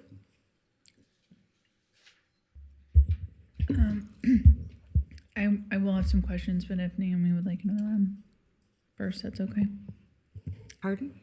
She wanted to wait till my second. I'm not ready yet, so if Naomi would like another round, that's okay. Okay. All right, go ahead, Vice Mayor. Madam Mayor, thank you so much. Mr. Oswald, maybe we could have a couple of questions answered.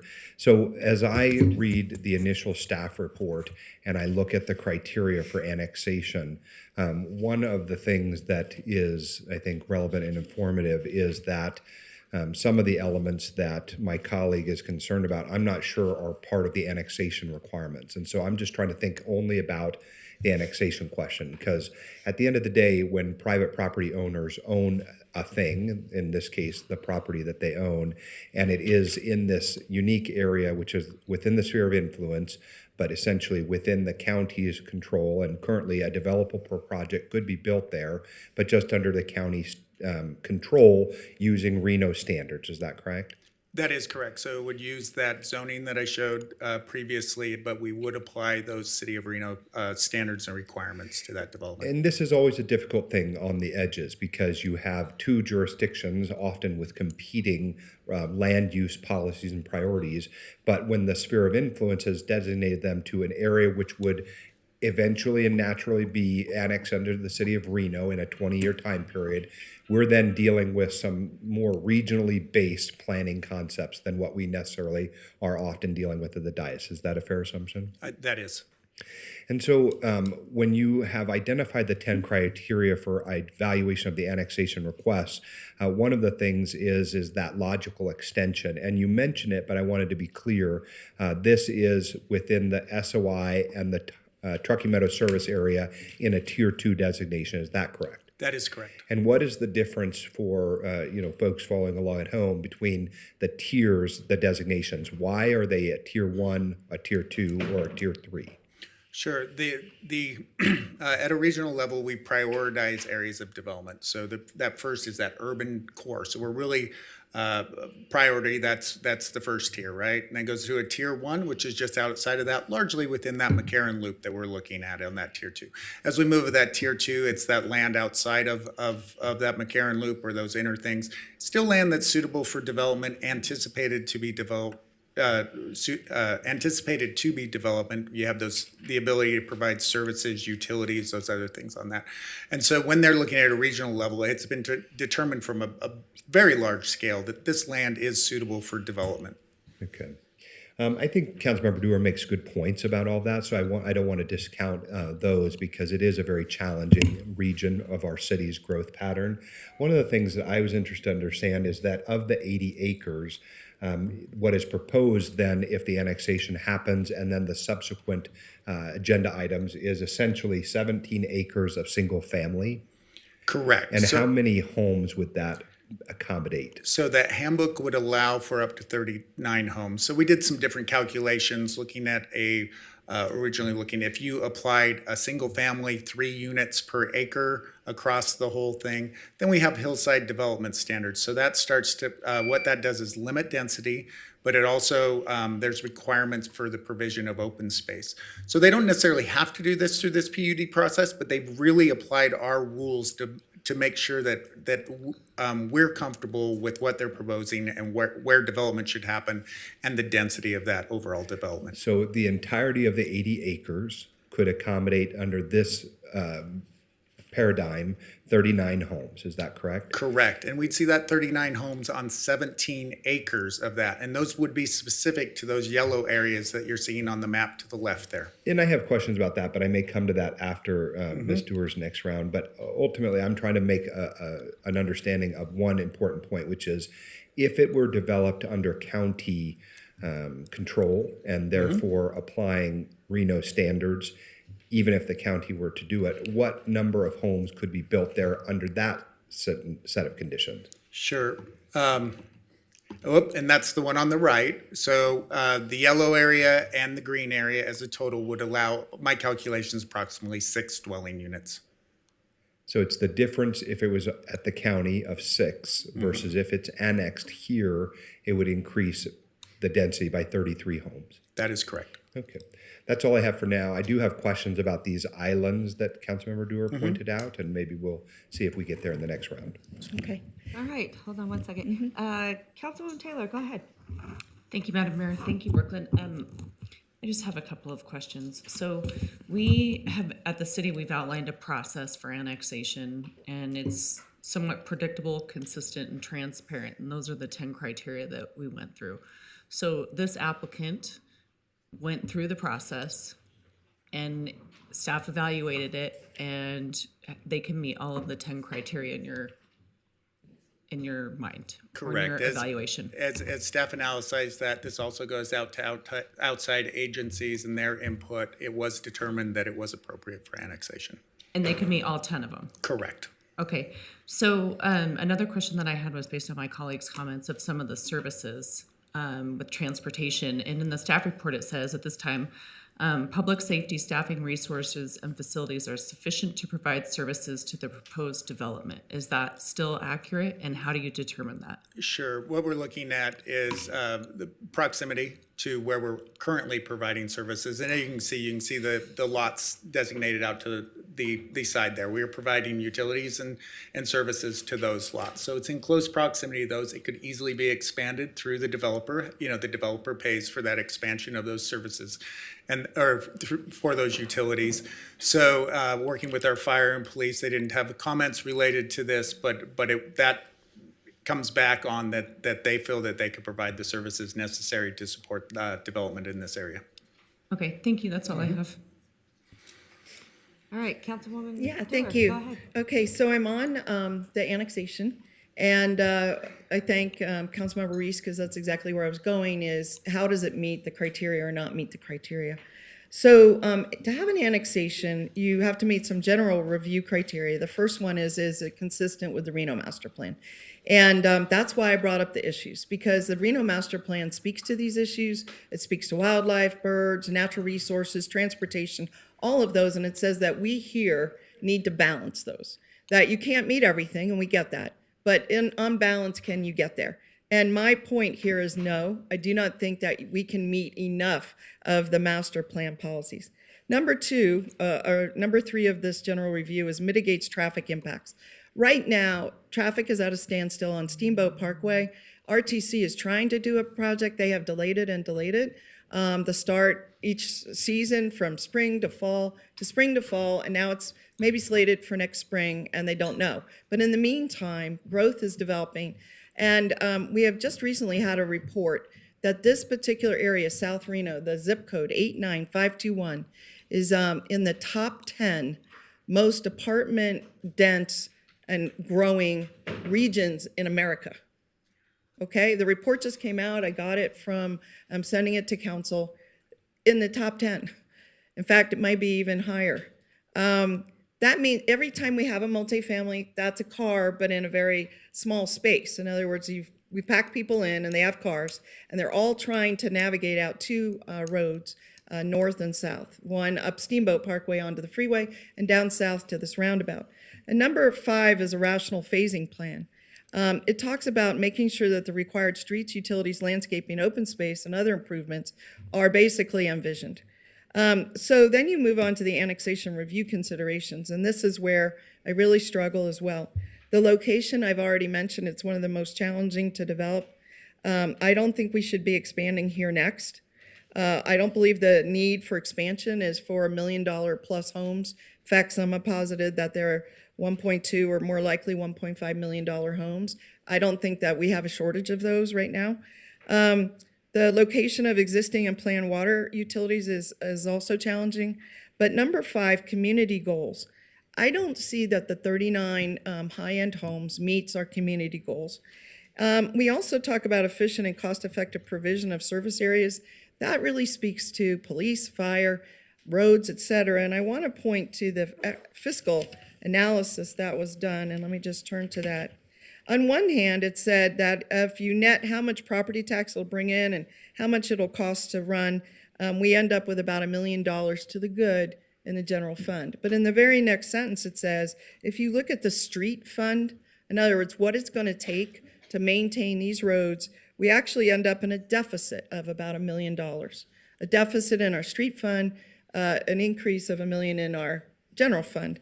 And so to me, that just about pencils out.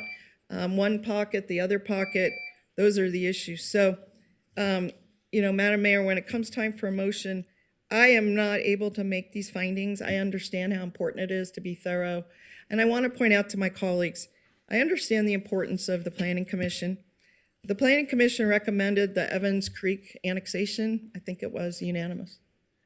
And yet this council unanimously, 7-0, said no, it doesn't make sense at this time for a lot of reasons. We put those all in the record just as I'm doing now. So sometimes we have a different perspective. These annexation review considerations call for judgment.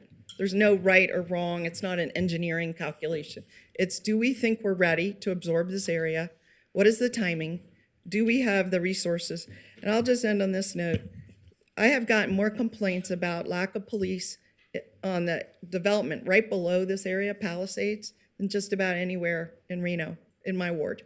So I get constant calls, kicked in doors, theft of cars, and so on in this Palisades development. It's very far from our police provision of services. I don't think we could adequately, I don't think we can for the canyons. I don't think we can for this development either provide adequate police and fire. But that's a judgment call. And I understand my colleagues may have a different judgment call. There's no right or wrong here. So thank you. Thank you so much. I appreciate that. Go ahead, Councilwoman Ebert. Is the applicant here? Do they have a presentation?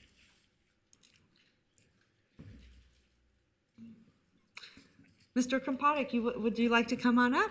Thank you, Madam Mayor. I was going to do that next. I thought No we were looking worries. for questions. I think I'll just be real focused because there's been a lot of questions, if that's okay, instead of going through redundant PowerPoint.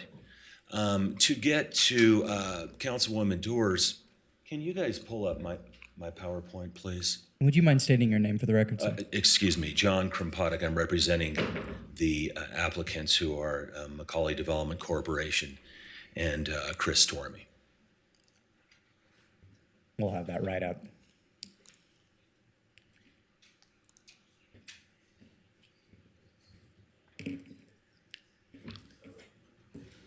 No, that's Oldtown Road. I think that's somewhere down the road. Mr. Durling.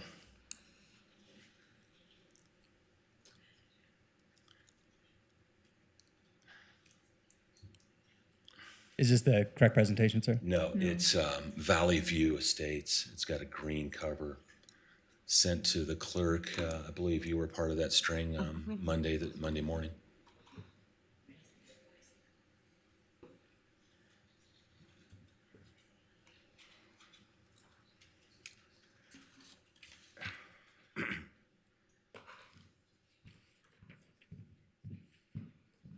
I apologize, just one moment. It's all good.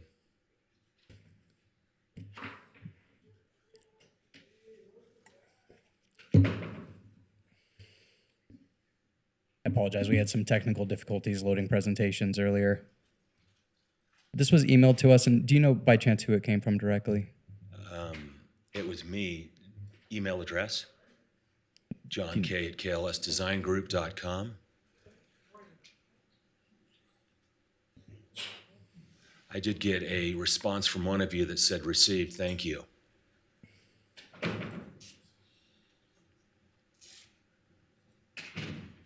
Mr. Kompotic, do you need the presentation to make your presentation? I'm not sure. You know what? We can go old school here. I think. No problem. It's at your convenience. Well, and- actually, there's and just a what is couple of best key for you. maps I'd like to really respectfully address. Yeah, let's see if we Councilwoman can Sir, I get it think it loaded. might have been the first one we pulled up. Can we double check if that's, is it this presentation?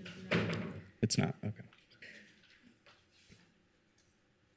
I don't need the whole thing. I think we can get to it here. And serve You some have purpose. a map for the Elmo or the overhead? Yes. We'll work on our side. How about if you load that up and see if we can't answer a couple of Councilmember Dewar's questions along That'd be the way. great.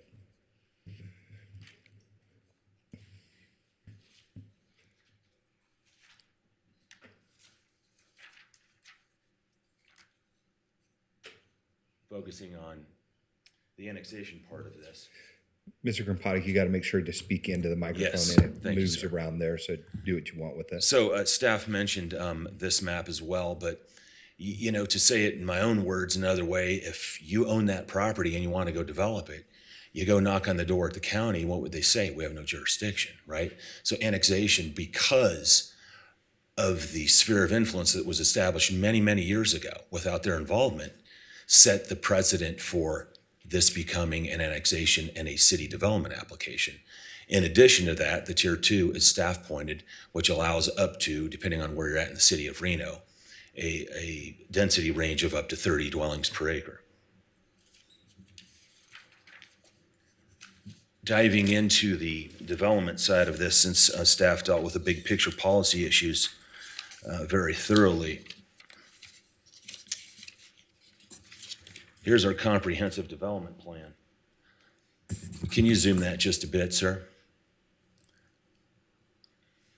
So there's been mention of all of those projects that are the different colors, and we did the color coding just to give you some indication. Councilwoman knows this very well. I've been involved in all 4 of the different applications at some point. The Canyon's Edge, I call it out as Canyon's Edge, even though that's just a chapter of Canyons today. That was a very intensive process, as you know, when we folded that into the Canyons PUD to make it more clean administratively. But in terms of comprehensive planning, the land in the sphere, the land in tier 2, and the land that's benefiting and using the same infrastructure, you see the Tumwa tank on the northeast corner of that area in green. That tank is sized and funded by all of these projects. So there is a comprehensive planning piece to that. That would be the Canyons, Canyons Edge, DP2, and Valley View. The roadway network connects all 4 of these properties together. The trail plan connects them all together. And then we've done exactly, this is not going up the hill, it's going to the south of Canyons. We've done exactly the same analysis of which tools we have in the city master plan, foothill development, the city zoning, particularly topographic analysis, which is done by the slope map that says, hey, we have 17 acres suitable for development on this particular property. The blobs that are sort of remote to the big finger are areas of which can be serviced by that road that connects Canyons to the subject site, Valley View. And they would have to span across the drainway that you mentioned, Councilwoman. And those are all less than 30% slope. Let me show you another one. This is actually... We do have your presentation, sir, if you'd like to. You have it? Use that, yeah. Thank you.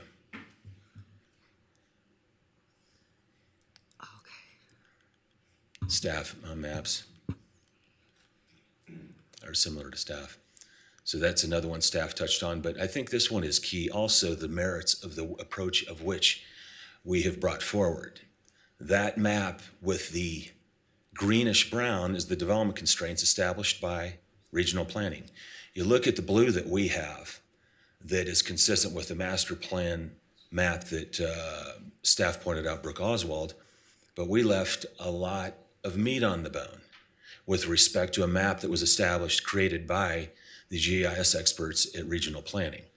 And so those little splashes of blue that are shown outside of the finger are the only areas consistent with our master plan and our zoning as proposed in the PUD for development, 17 acres, 39 lots. Actually, we were suggesting, as I mentioned to several of you individually, 42 lots with clustering and the provisions in the development code of which would benefit an applicant. People ask me, how am I 100% convinced that we're not going further to the east? Simple map without a bunch of designations of development areas. But you can see in the foreground sort of the flatter area, the rounded area, the foothill. In the background, a mountainous terrain. That's the area when I point to it, a map that says there's no chance of further development going east up this hill. There's a way to get above it from another direction, but not going east. It's cliff-like terrain. You'll never see a road that can traverse that type of terrain. There's views looking the other direction.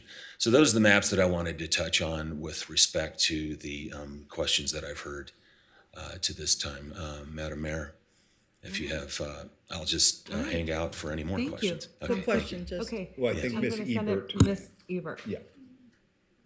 I was just gonna ask if you had a slope map in your presentation. I do not, because we're not at a tentative map stage, right? And it's just getting into engineering detail that just doesn't, it's not germane to And I this think applicant. that's always important too, Brooklyn, because we tend to sort of see out this way when we need to see what's happening today. I had a couple of questions. First of all, I think Councilwoman Dewar always brings up some really good points. Yes, she She's does. very, very thorough, and she likes to lean in. I do. And which is always a really good thing.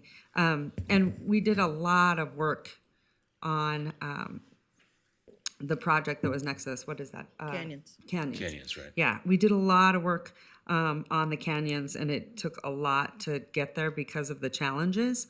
And I know, even Councilwoman Dewar didn't support it. She worked really hard to get to, I think, a council comfort level. So with that being said, Councilwoman Dewar, maybe you can give me a little bit of background on how much work that you have been initiating in this initiative. Because I think, too, what happens is, obviously we need housing. And I always say, it's economics 101. You need housing of all types. You can't just build one particular type of housing.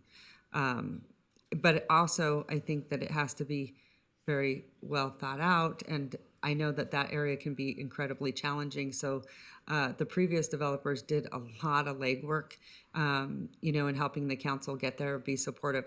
I like to be supportive on the front end so that we can get good projects online. Otherwise, if we don't have the findings where they need to be, we end up in court.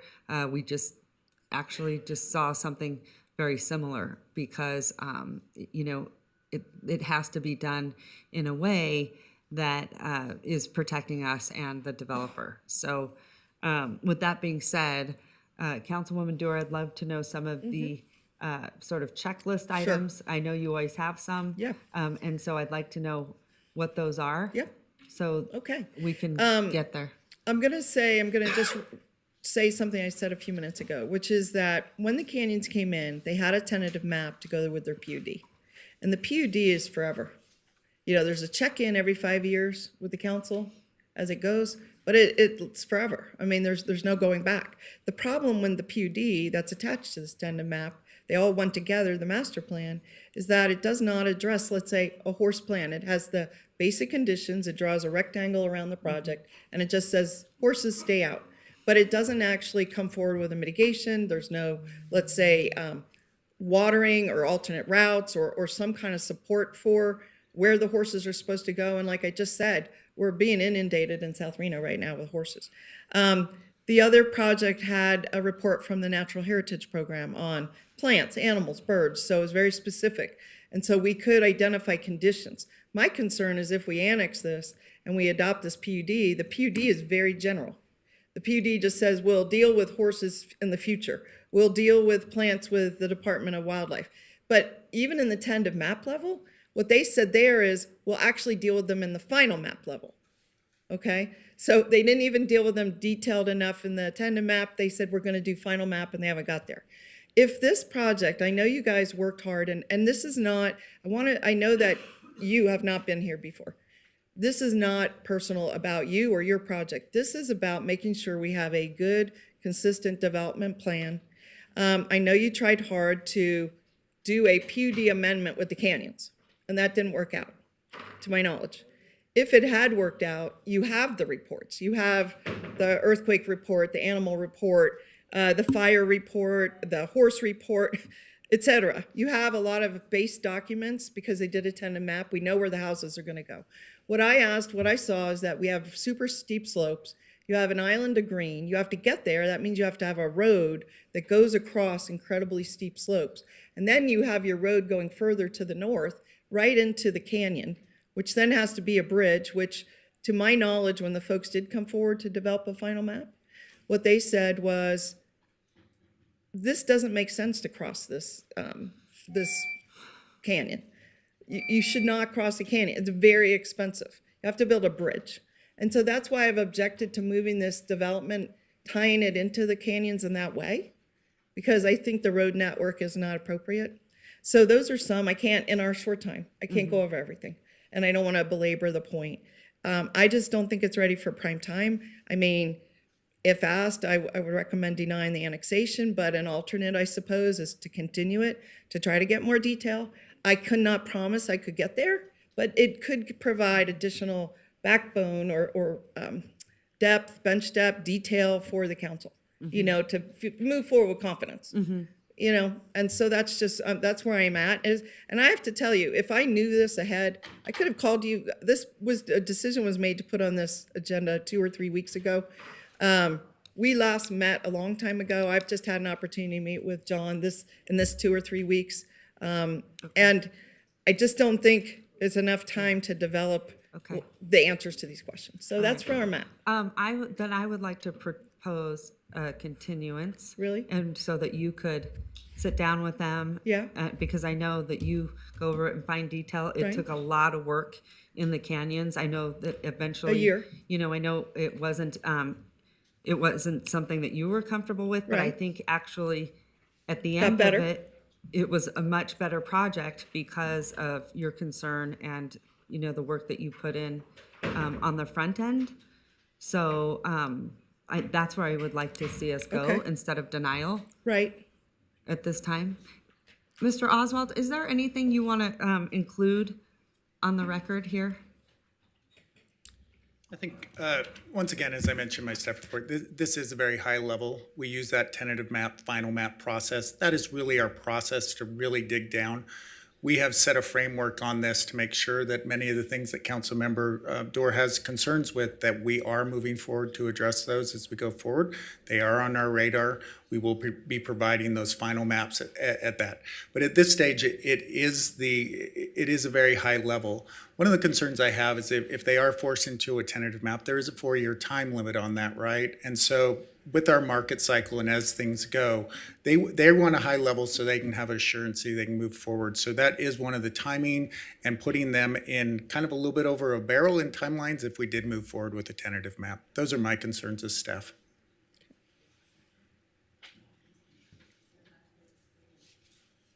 One second. One of the questions I'm asking, is there a better way in the process of the annexations? Because it's problematic. I think there is a better process here, and I am going to talk with Director Pingree and Ms. Foose and the ACMs, and we'll see if we can put together a more comprehensive way to do this. I'd like to see that because I think it doesn't work well here. So the thing that I'm going to ask is, Mr. Krampotic, I hate to go down the road of a denial. Would you be willing to do a continuance? Sure. What did you have in mind? What did you have in mind? Time. Well, I would like you to sit down with them. We have an extensive list, I think, from the We do. canyons.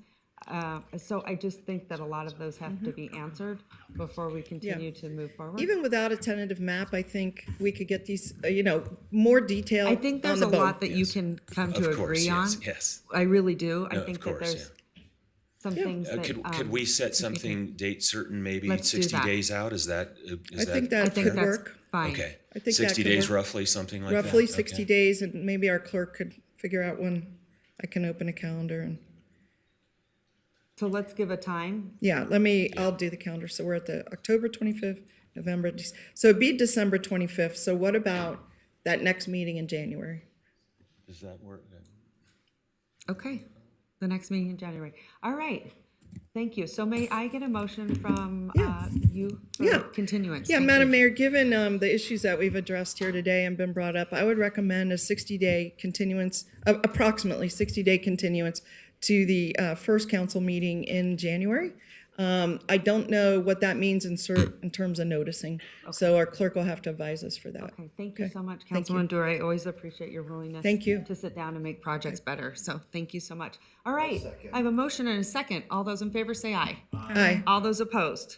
Madam Mayor, I'm going to Go right oppose, ahead. but I'd like to just make a discussion or comment Sure. really quick. The reason why I'm going to not support it is because I think if we have criteria that we're asking applicants to go through, again, talking about being consistent and transparent for all applicants and developments, then we need to change the process or include more information in what we want to see so people can give us what we want when they get here. And not have to go through this. And I understand that's something that we're going to be working with. So thank you very much. All right, thank you so much. I'd also ask Mr. Thornley to make sure that you bring me back something when it looks at these annexations for a better process. It's just, I think it's very clunky.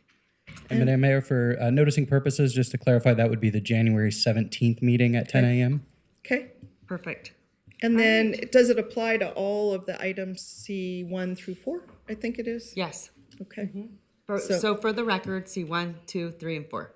Yes. All right. Thank you. Thank you so much. I appreciate it. All right. All those in favor say aye. Aye. All those opposed? Opposed. Motion carries. All right. Thank you so much. Moving right along, Mr. Clerk. Madam Mayor, if I might jump in, it is noon. Are we ready to proceed with our trailed item? I think B9. we were waiting on someone. That's where they're I here. think we're ready to go. Perfect. Let's. B9. Oh, hello, Mr. Farahi. Great to see you here. Fantastic. Okay, Mr. Clerk, any public comment for item E9? No public comment on this item. All right. Hold on 1 second. Maybe we could get a staff. That's what I was hoping for, a staff presentation on item E9. It's B9. Or B9, sorry. B9. Unfortunately, What's that? our staff presenters for this item have departed unless Mr. George can do it. I think he's here. I think he can handle Yeah. it. All right, Justin. All right, take it away, Justin.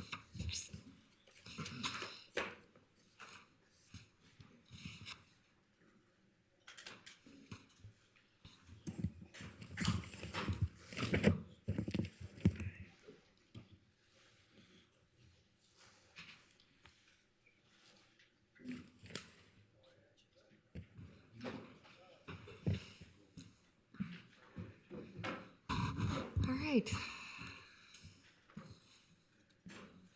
If we zoom out just a little bit. Perfect.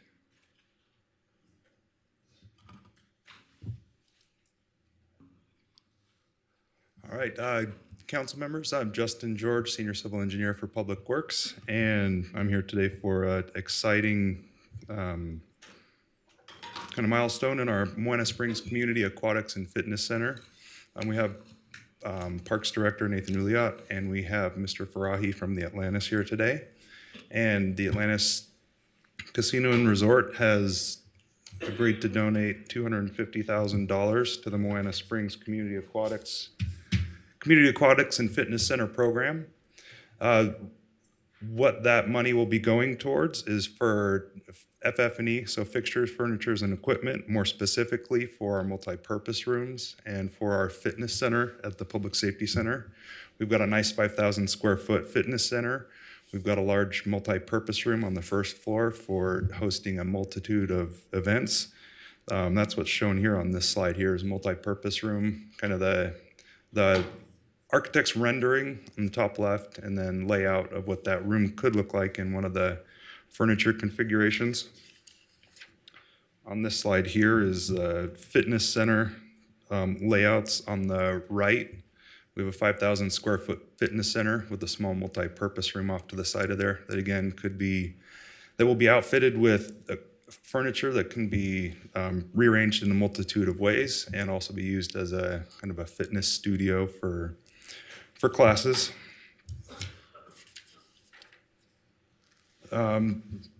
This slide here, just a list of the equipment that we're anticipating using this donation for.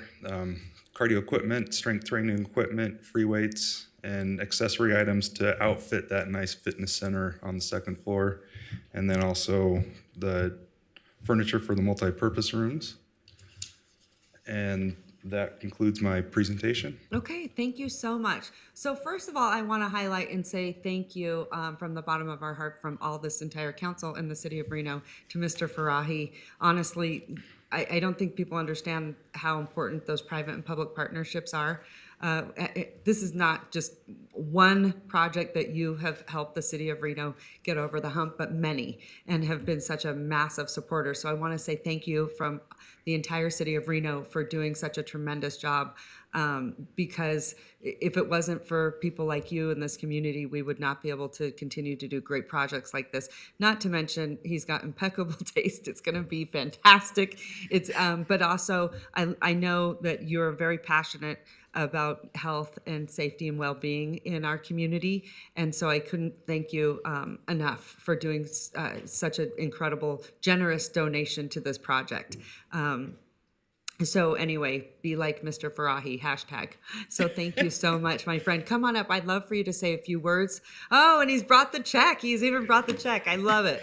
Thank you so very much. I mean, this is massive, and it really speaks volumes to how much you're committed to what we do, and all the kids that will be able to use that facility. It's an important facility on so many levels. For me, I'm super excited that there are so many children that will be able to learn to swim. It'll save lives, and you have been a big champion of that and our youth in this city. So thank you, Mr. Farahi. It's wonderful to have you. Mayor, thank you very much. Thank you, members of the council. We appreciate this opportunity to come and say that we feel this is a great project for our community. We've been working on it for, I don't know, 10, 15 years, 20 years. Yeah. Government's slow, but we got there. Finally, you guys got it done. So we thank you. I want to thank Councilwoman Naomi Dewar for coming and asking us to participate, to contribute. Nothing ventured, nothing She's gained. good at Gotta raising ask. money. She's good at raising money. Wow. Well, We are pleased thank that we are you. going to help to get some of the equipment for the fitness center and other needs in the facility. I truly am excited because I have worked with the people who worked on this project for, again, 10, 15 years. Time goes by so fast. And they are dedicated people who want to do good for this community. So I want to thank them. Writing a check is not hard. We can write a check. To get the job done is what it counts. And the people who work so hard to make this a reality, this incredible addition to our community, I want to thank them. And you, Mayor, yourself, and members of the council for, again, bringing the package together, being under construction, opening it next summer. So all that makes us very excited to be here today and do our little part to Well, it's a make the big job part. done. That's a very big part. Please stand and give him a huge round of applause. really. Thank you very much. Thank you. Thank you. Thank you very much. Thank you. Yes, let's get a picture. Mr. Fry, I just want to say before we do a picture, I just want to say that from the time I got elected, we're talking, I'm in my 10th year, starting my 10th year. You have talked about the potential for this property to be what it could be. You know, the soccer fields, the baseball, but the pool. And when we made the decision here, and I really got to credit our CFO and our city manager for figuring out the financial mechanism. When we figured out that we could do it, you couldn't have been happier. And you have met with me on site. Every time I've met with you, you have said how excited you are, how impressed you are with the council, and every time you see the building, you know, the parking lot going in, you're saying they're making tremendous progress. We spoke about the architect. You said you use the very same architect. And we're very pleased with their work and thought, really kudos to our development team for getting a great architect on board. So it starts with the vision. That vision is laid out by the architect, and then the construction with Core Construction have done a phenomenal job as our construction manager at risk and CMR process. So thank you for being part of it. I know you're our across the street neighbor. You might even work with us on geothermal, but today this is about the pool, and today this is about your generosity and commitment to our community. And the kids, the adults that are going to be able to come to this facility, both use the meeting room, maybe my neighborhood advisory board, but also the fitness center. Being fit in America is one of our greatest challenges. And so this really makes that accessible. You don't have to pay fees. You might have a certain small fee, but it's not like an entrance fee to a gym. It'll be for the whole community. So thank you for being so community-minded and putting your money where your words are. God bless you. Thank you. There is a little bit more left on that block to finish the project. And if That's anyone's- all I want to end with. Yes. That block the whole thing become a recreational entertainment for our community. Yeah. And I want to urge you, please, there are some buildings that are boarded up. Yes. That there's, if there's a master plan to continue this process to the end, you can count on us that we will be there again to do our share to complete that project. Yeah, I think I heard that right. There is still a lot of work left to do. And if anyone knows you and works with you, he just always says, Hillary, it matters just how we get it done. We get it done. That is your big motto. Every time I've ever worked with you, get it done is the motto that he has here. I do want to stress, though, I don't think people realize what this does, because it brings amenities to the table in ways that we can't do always. So from the Penningtons to the Farahis, we are so grateful for what you have done for us, honestly. I It's thank you fantastic. again for getting that. Evan, good seeing you. Yes, And the Vice rest of Mayor, the go ahead. I know council. you want to say a few Is it- words. Go ahead. John, it's always a privilege to spend time with you, but I wanted to really say thank you from the bottom of my heart. I mean, since the 1970s, your family has made a commitment to this city. And this is just one example of your very generous nature. And I really do think it's one that will be legacy defining, the commitment that you've made. I know it's also been a very difficult time for you personally as we witness very difficult events happening in Israel. And so that you're here today really speaks to my heart. I know it's a painful time. And so thank you for being here with us. I know that you say it's an easy thing to write a check, but it doesn't happen every day. And not everyone is writing such a generous check. So thank you to your entire family for this commitment to our region. And thanks for always rooting for Reno. Yeah. And God bless you. Thank you to very speak much. to Thank you, just to take that a moment, in such trying times, and I know how devastated you have been, I have been, in our entire community about what's going on, to bring a bright light in the midst of that darkness is exactly what the Jewish people are about and what our community is about. It's about bringing, beating back darkness and bringing light to the situation, and in this case, light and joy. So thank you. Well, again, I want to thank all of you. Thank you very much. All So right, let's come get up a and join picture. us for a photo up here. Yeah, we'll get down that. Raquel?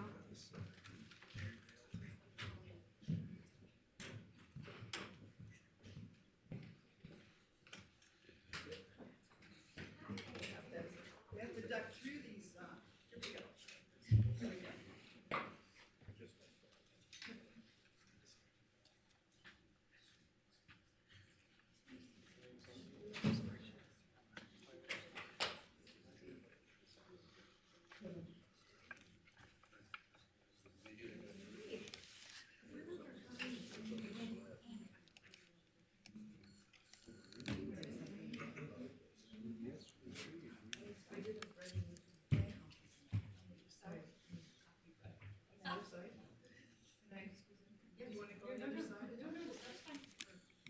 She wants to be closer to you. No, I just move. That's all right, we'll share. Okay. All right, ready? Here we go.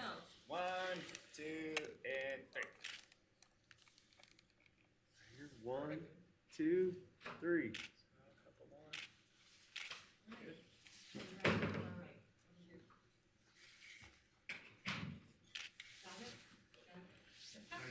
just want to make sure our eyes are looking at the right spot. Yeah. Everybody's so close.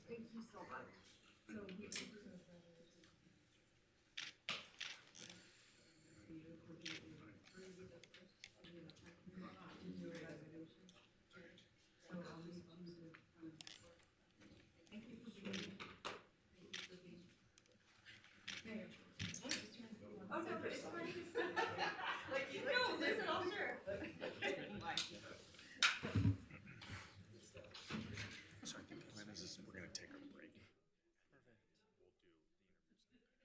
Awesome.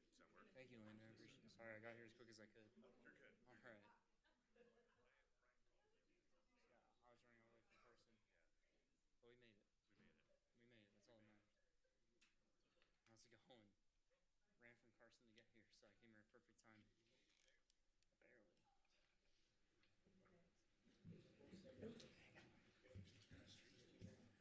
Barely. I thought we didn't vote? Mr. Clerk, did we? Oh. Okay. Yeah. Oh, we do. Okay, we do need a motion. All right, Madam Mayor. That would be helpful. Go ahead. I would like to make a Councilwoman Dewar. motion to approve item B9. All right. I have a motion and a second. All those in favor say aye. Aye. All those opposed? Motion carries unanimously. Congratulations. Yay. Yay. Are we going to break then? That I was our think plan. we are. We're going to We break. are, but before we take a break, I need to tell you that tonight's item, the appeal, has been officially withdrawn by that appellant. Oh, And so fantastic. There Can will we not make be a sure 6 that o'clock hearing. That's put out on social media. We will to put it do out all that now. stuff. All right. Fantastic. Okay. And then you want to do we have attorney-client? I don't know. I don't thought think we so. did. Jonathan, do we have attorney-client? No. No? Nothing? Okay. All right. Then we will take, what? 30. 30 minutes? 45. Yeah.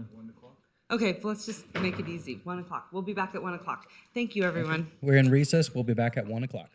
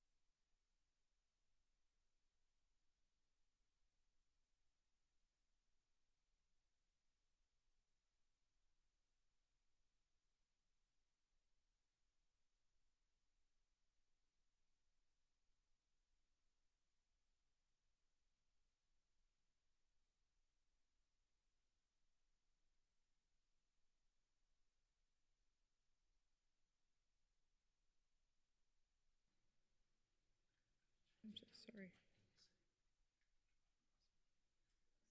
Andy, you missed us playing your song. My song? He had it on. Which was that? What? Oldtown?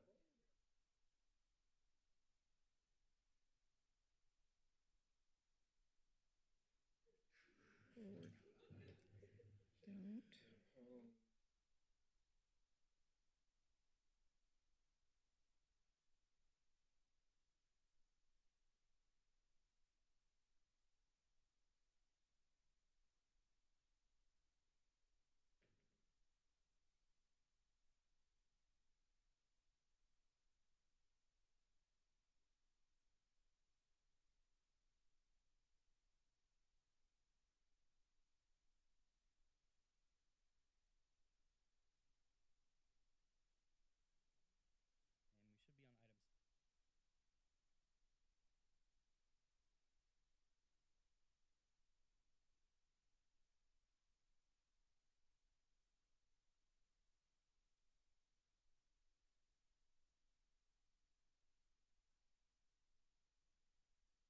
So, Mr. Clerk, was proper notice given? Any correspondence received?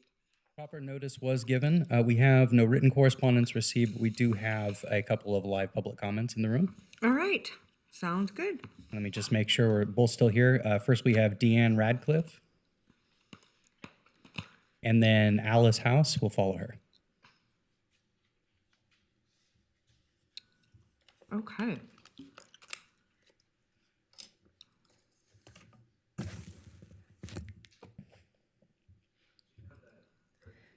I do have a PowerPoint. Yeah, affirmative. Great. Can I just, before my time starts, can I just see if the arrow is going to work or the mouse? Thank you.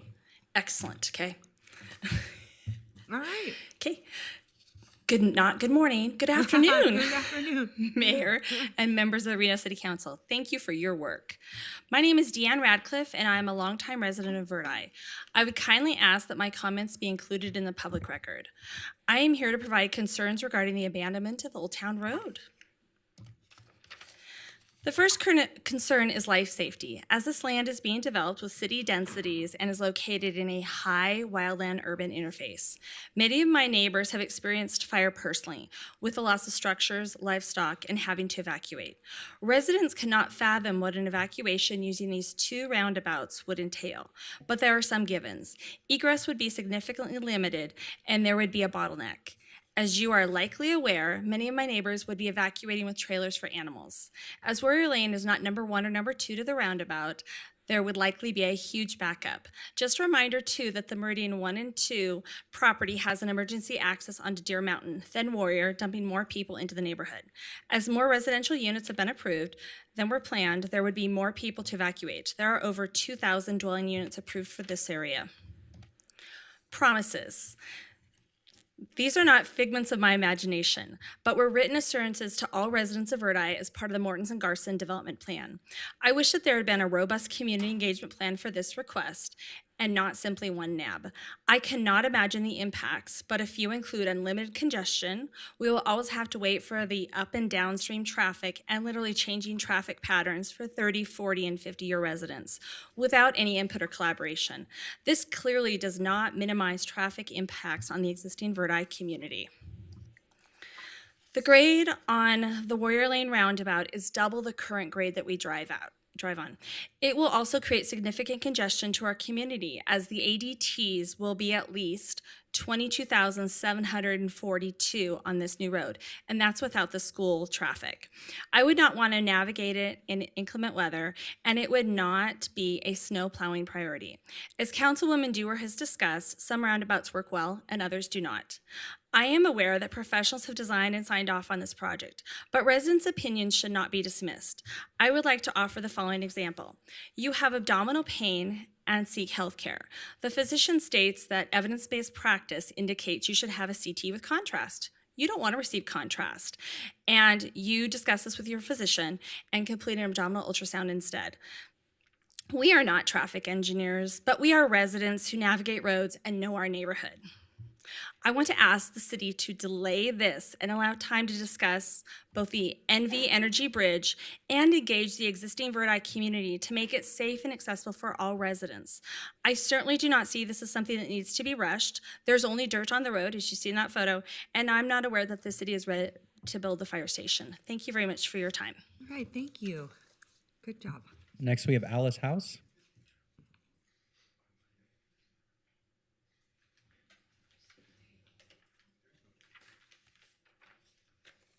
Good afternoon.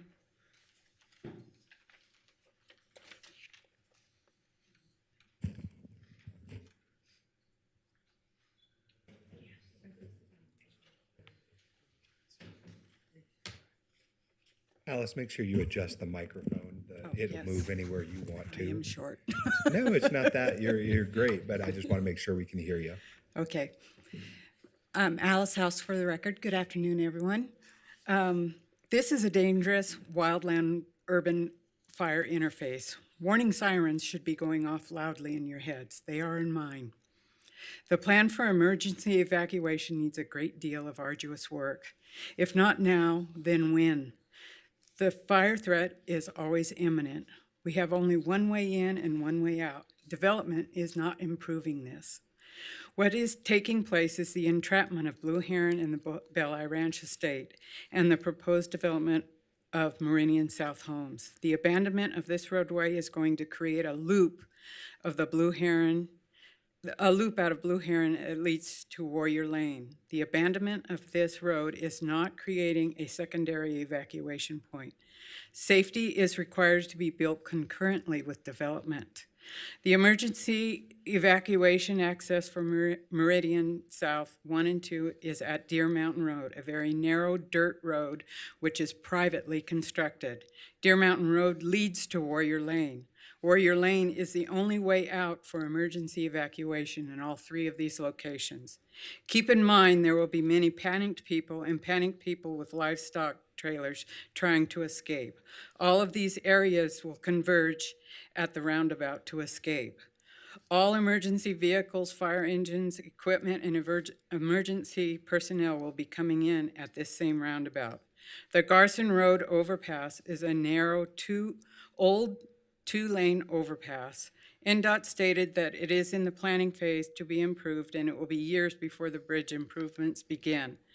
Fire will not wait for the completion of this bridge. You must have a plan for emergency safety now. Safety first and foremost, because later will be too late. The bridge over the Truckee River at the bottom of Belay Ranch off of Mario Lane is locked. The bridge is privately owned by Nevada Energy. It is an old, narrow wooden bridge with no guardrails on it. It is dangerous to walk across. Emergency evacuation across it will be super dangerous. The rebuilding and opening of this bridge will be a twofold problem solution. It will be a critically needed secondary evacuation point. It will eliminate traffic through private neighborhoods for access to the planned park, for access to the public trails, to the National Forest at the end of Mario Lane in Belay Ranch.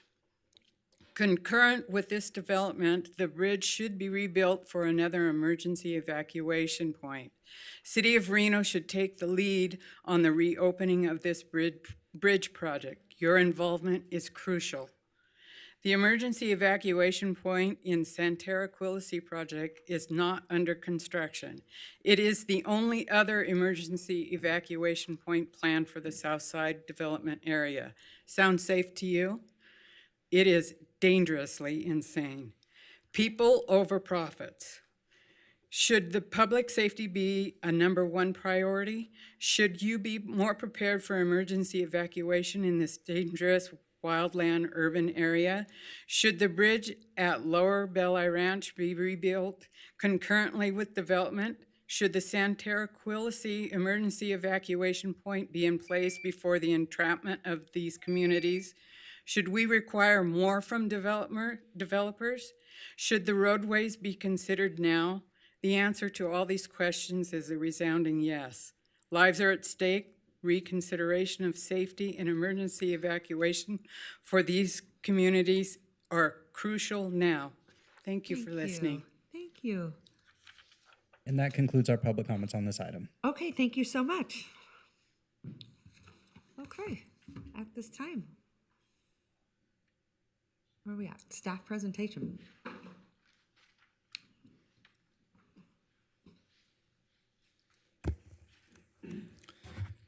Good afternoon, Jeff Foster, Associate Planner for the record. The applicant also is prepared to make a presentation if you would like. Yes, we'll Okay. have them go right after you. Okay, very good. So before you today is the abandonment of Oldtown Road, ABN 24-1. The request is for an abandonment of approximately 23,888 square feet, that portion of Oldtown Road in the yellow area. And this is tied to the Meridian 120 South and Santara Quilisi subdivisions. Just to bring you into the area, just as a frame of reference for anyone who doesn't know it, it is between Boomtown Garson Road and the Blue Heron Park subdivision to the south of I-80 and the Boomtown development. The key issues are maintaining access for residents and the financial aspects of an abandonment. Zooming in here a little bit, the land uses we see around the site are vacant to the south and to the west. Of course, you have the I-80 freeway to the north and the Blue Heron Park subdivision to the east. As far as the project, with development of the approved subdivisions that I mentioned, the Santara Quilisi developments, the existing roadway network needs to be altered to better conform to NDOT intersection spacing and access management standards related to the Boomtown Garson interchange. A roundabout, an NDOT roundabout, is proposed at the on-ramp and off-ramp, as well as another roundabout owned by the city at the extension of Warrior Lane to serve those future subdivisions. With the NDOT roundabout in particular, the physical expansion of the intersection prevents connection with the Oldtown Road at the current location, and that is why the abandonment is necessary. In fact, condition number 12 for Meridian South Villages 1 to 6 requires the abandonment. Also, as a part of the project to the south, we have the extension of Warrior Lane from the existing Warrior Lane over to the city roundabout.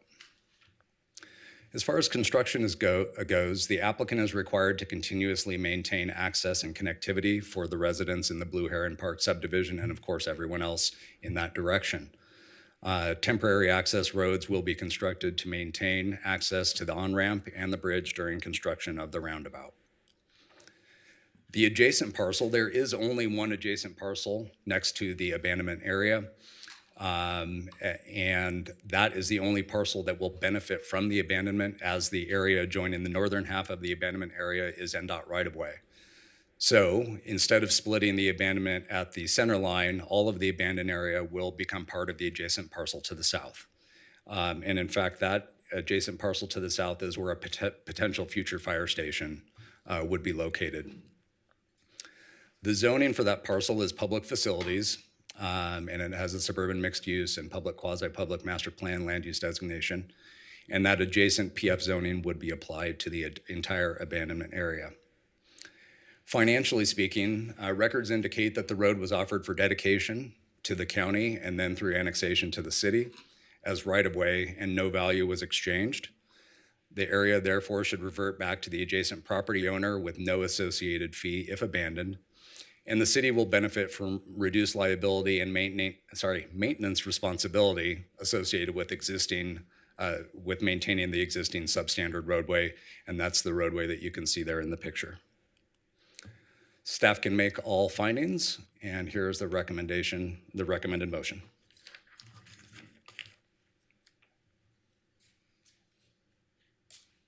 Okay, all right, thank you so much, I appreciate it. Okay. Hello, Andy, come on up. Thank you, Madam Mayor. Council, for the record, Andy Derling with Wood Rogers, representing the applicant. Staff did a very thorough job, and I think a lot of my presentation will be redundant. So just to reiterate a few facts. The existing Oldtown Road is a substandard roadway. It's only about 24 feet of pavement. There's no curb, gutter, or sidewalk, and it's only about 100 feet from the existing interchange. So that existing intersection spacing is not up to NDOT's standards. And so the new proposed improvements with the two roundabouts greatly improves the traffic flow and more concurrence with existing standards than currently exists. There are some existing utilities within the abandonment area, mainly overhead power, a private irrigation. Those will be relocated. There's existing storm drain in there. It won't be necessary any longer, so that'll just be abandoned as well, or removed. The zoning, as staff mentioned, will revert to the adjacent public facility zoning. And the access, I think the important note here, the conditions of approval on the abandonment allow for 24 months before this actual recordation of abandonment takes place. That would allow for the construction of the main roadway as well as that Warrior Lane extension so that we can maintain access, open up that new access before ultimately abandoning the roadway and removing those improvements that are in there right now. So with that, I'm available for any questions. We are in agreement with staff's recommendations and their conditions as proposed, and would be happy to answer any questions. Okay, thank you so much. Can I ask you really quickly, maybe I didn't hear you correctly. So the purple area is where you want to abandon, correct? Right? And what I thought I heard was that there would still be access? So the purple area gets Public abandoned, access. but before, essentially it's a sequencing, right? We're going to build these improvements that you see on there kind of in the darker gray. the two roundabouts, and then that roadway on the very bottom there that connects into the existing Warrior Lane to the east. That would all get constructed before the order of abandonment is actually recorded. So it's a stepped process. We have to apply for the abandonment. We're actually conditioned to apply for it as when this body approved those past subdivisions for Meridian. This was a requirement that we needed to apply for this, acknowledged at that time that, it was a substandard roadway. So this is all kind of part of that process. Okay, thank you so much. I appreciate it. All right, Councilwoman Dorr, go ahead. Yeah, before you go, Andy. Andy, why do you need two roundabouts? So that my first question is they're so close. And if I was a resident out there coming out and then going around one, then going around another just to get to the freeway, I mean, suddenly there's a lot of impediments. And why can't it be one? Like, why does it have to be this diverging path? So that was part of it's part of the ongoing discussion, but part of the traffic study that was approved by NDOT is in order to, for the traffic movement to occur, and because the intersections, they're still relatively close.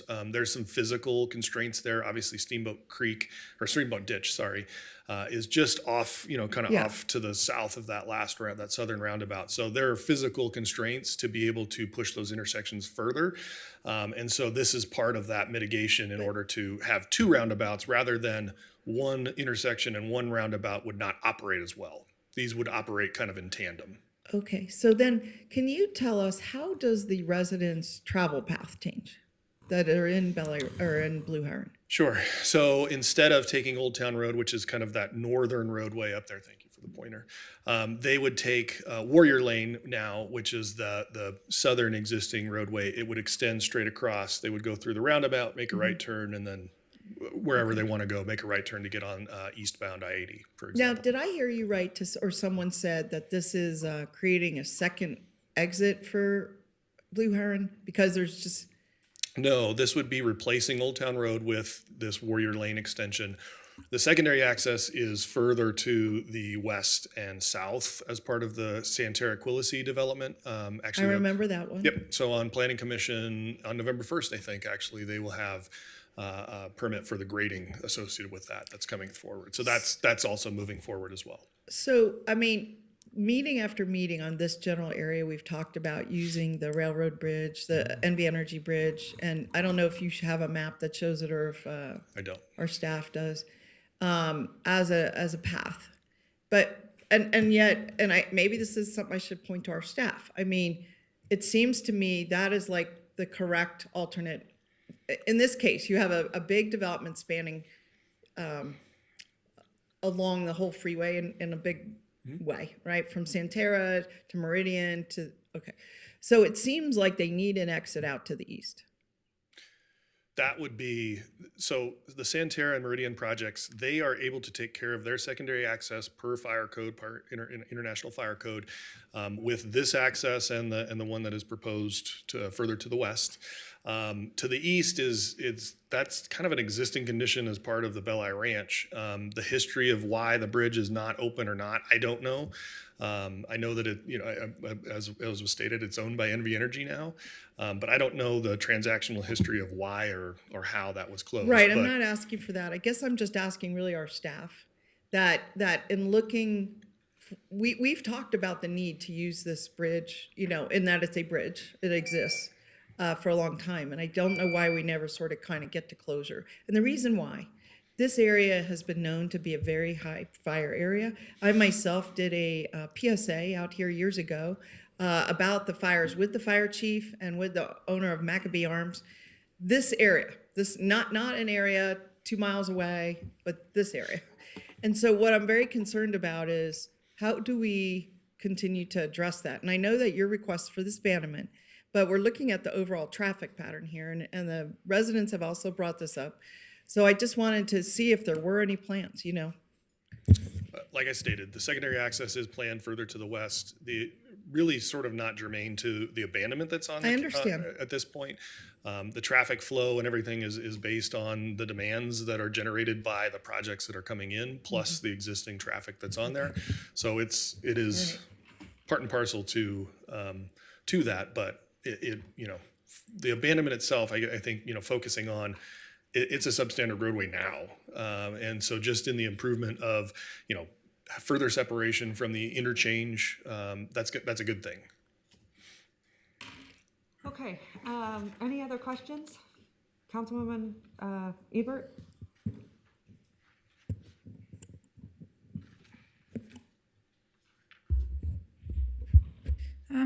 This is for staff.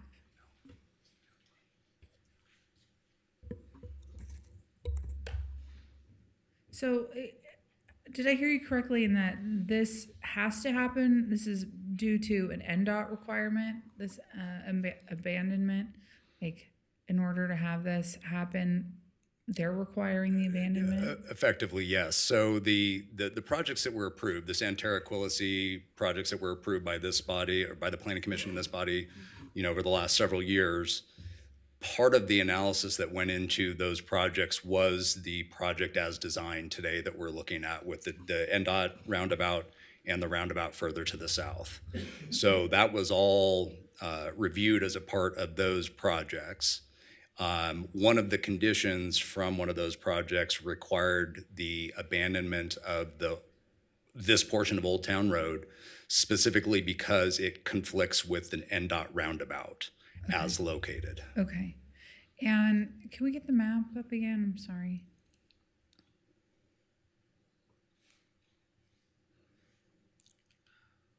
Which? With the roundabouts, sorry. This one here? Yeah. So if we cut off the access there from the Oldtown Road, people are still going to have to use the same bridge to get to the freeway regardless, right? Yes. So whether or not we have the roundabouts or we're still using Oldtown Road, everyone's still going to be merging down to that one access point to get to and from the freeway, correct? That would be correct, yes. Okay. All right. Is there any concerns with what is that? Where you're cutting off Oldtown Road and it's connecting to Warrior Lane there? I can't see what that street name is. Is that Blue Heron? So that's kind of an awkward angle there. Is there any concerns about that? People using that road to come over? So let's see here. Let's go back. So Warrior Lane, you can see here to the south, right? And that is essentially just going to go straight across, like you can see here. So it's going to connect to the new Warrior Lane extension will connect to Warrior Lane down there. Yeah, but the resident, if you can go to the other picture again. Oops, sorry. So Blue Heron, how are the people that live on Blue Heron, how are they connecting over? So Blue Heron, so the folks who live or access Blue Heron there will, when they're heading west on Blue Heron, they will then turn left onto Oldtown Road to the south.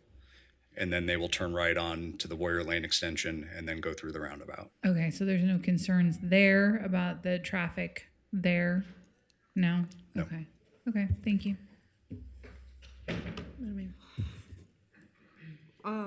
The other question that I had is, so fire is always a critical concern. And matter of fact, there have been times where I wouldn't approve something based on the fire access, especially out there. Has the fire department weighed in on this? So they didn't look at they looked at the overall development prior, right? The development projects that were approved prior, and they weighed in on the access and the overall developments at that point in time. Mm-hmm. So so at the end of the day, yes, the fire has looked at this, and then I would also point out, as I did during the presentation, in the future it's anticipated that a fire station would be built on this very parcel here. Uh-huh. So, do we know? And I assume that's our fire station, right? And that's the other thing. So I honestly, I would love to have fire look at this and say, we agree with this pattern.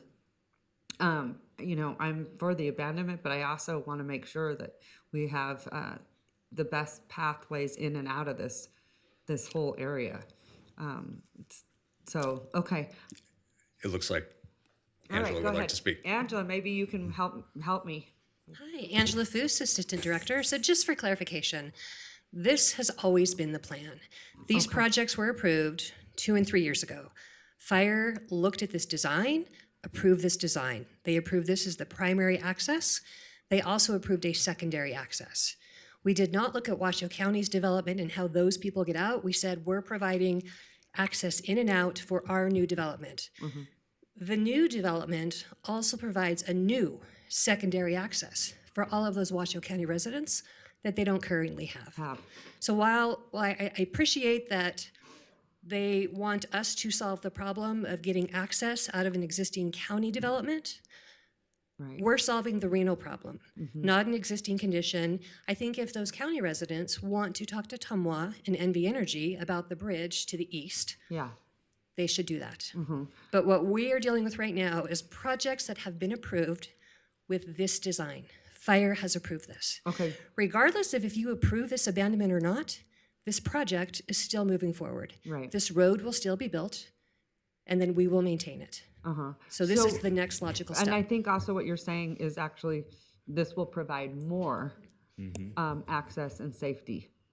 This will definitely make a better access for all those developments that haven't happened yet, and the existing developments, yes. We're putting in a road that meets standards, we're putting in sidewalks, a whole new roundabout that makes it safer, that makes it more efficient, putting in a fire station, so many good things that are happening that are not there today.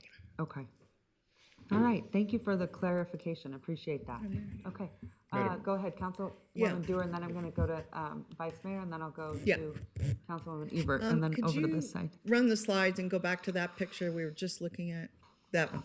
So, sorry. No, that one. So you see where Blue Heron meets is at Oldtown, and it's a very sharp, greater, very acute turn. It seems like there should be a mitigation. You're being left with a primary route that is, we would not this is not a city standard, to leave a street like that. And I'm wondering if it should be rounded off and rejiggered, so to speak, so that it's a better intersection right there. I mean, we've often done that, is redesign roads. You're creating a situation where you're forcing everyone to take a 30-degree turn or whatever it is, 45-degree. It's not 45 degrees, it's like 30-degree turn. Do you have some thoughts? I mean, could we have that as mitigation? If we're forcing a new route onto people that have lived there for a long time, can we do a betterment as well so that they can actually get to this other roundabout?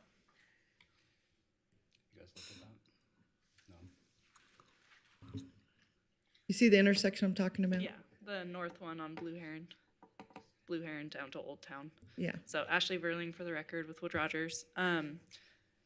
That is obviously existing the way it is, so people can still turn left as it is now. It will be the primary access, but we have been working with Washoe County to get that approved, and they have approved Approve what? The design of this whole area. Yes, but I mean, right now they go on the yellow, right, to get to, I mean, they have a kind of a smooth, just curve. This way, they're going to take a very sharp turn, go down to Warrior, take a left, go through two roundabouts. I mean, this is a whole change of life for people to access this development. And what I'm asking is, it seems like we should mitigate the impacts on the existing development and not set up such a circuitous path without mitigating that road. Yes. And I think it should be the developer. I mean, they need this change to facilitate their development. Yeah, and we've gone through the permitting process. We're currently in the permitting process. Washoe County has given their stamp of approval. The city has looked at the plans and. Well, I will just tell you, everywhere in my ward where these kind of less than 90-degree turns exist, it creates a traffic challenge, right? I don't think this is anybody's idea of a great road intersection. So I don't know what permits you need from Washoe County, but it seems like this is something that you guys should address at some point in this project. Okay. Let me ask you, where's the closest fire station? Can you show me?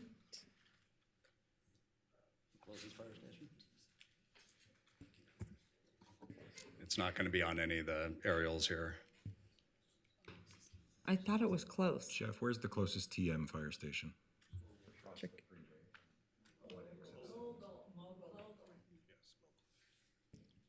Mogul? Okay. Which is where relative to this world? To the west, right? by a mile. Sorry, to east? To east?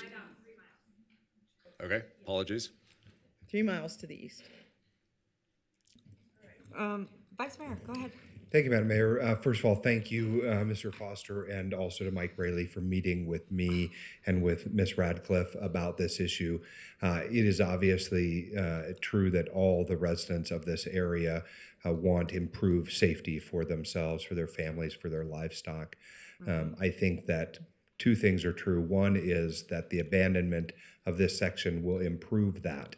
I think that the NDOT decisions to rebuild the Boomtown Garrison Road and the related infrastructure that comes into it is ultimately going to lead to a better and more safe environment. So this is just contributing to that.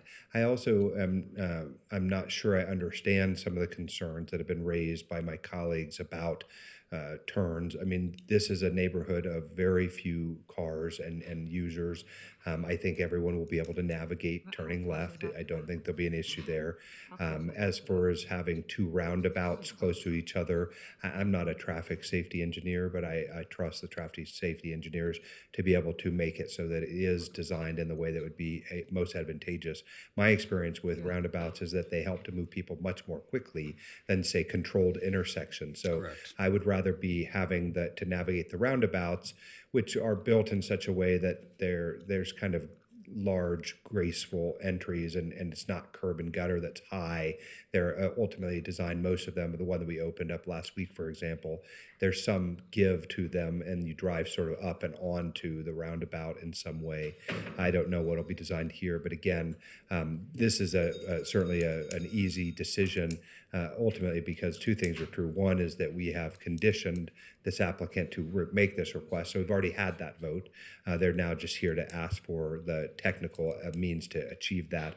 I think it is true that we have to keep improving the safety for our residents in Verdi. It's why at the RTC, the mayor and I have advocated for this bridge to be improved. It's why we're looking at other portions on the backside of Boomtown to be improved. That road is a difficult and challenging stretch that has to be improved. And long term, the mayor and I are looking for solutions on that.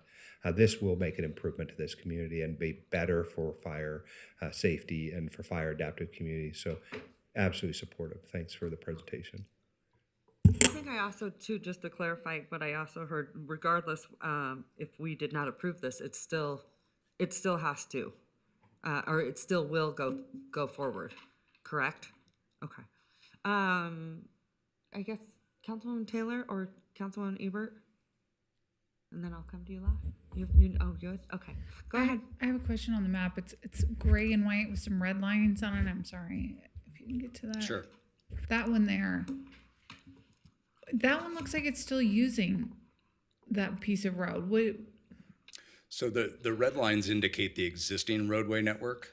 Okay. So, and with it outlined over the aerial, if we were to take away the proposed, all the proposed improvements, you could see a little bit clearer that the red lines exactly match what is on the ground there today. So that's what it would look like if we didn't do the abandonment. And Correct. If there was no further improvements or whatnot, exactly. Okay. The roadway network would exist as it is today. Okay.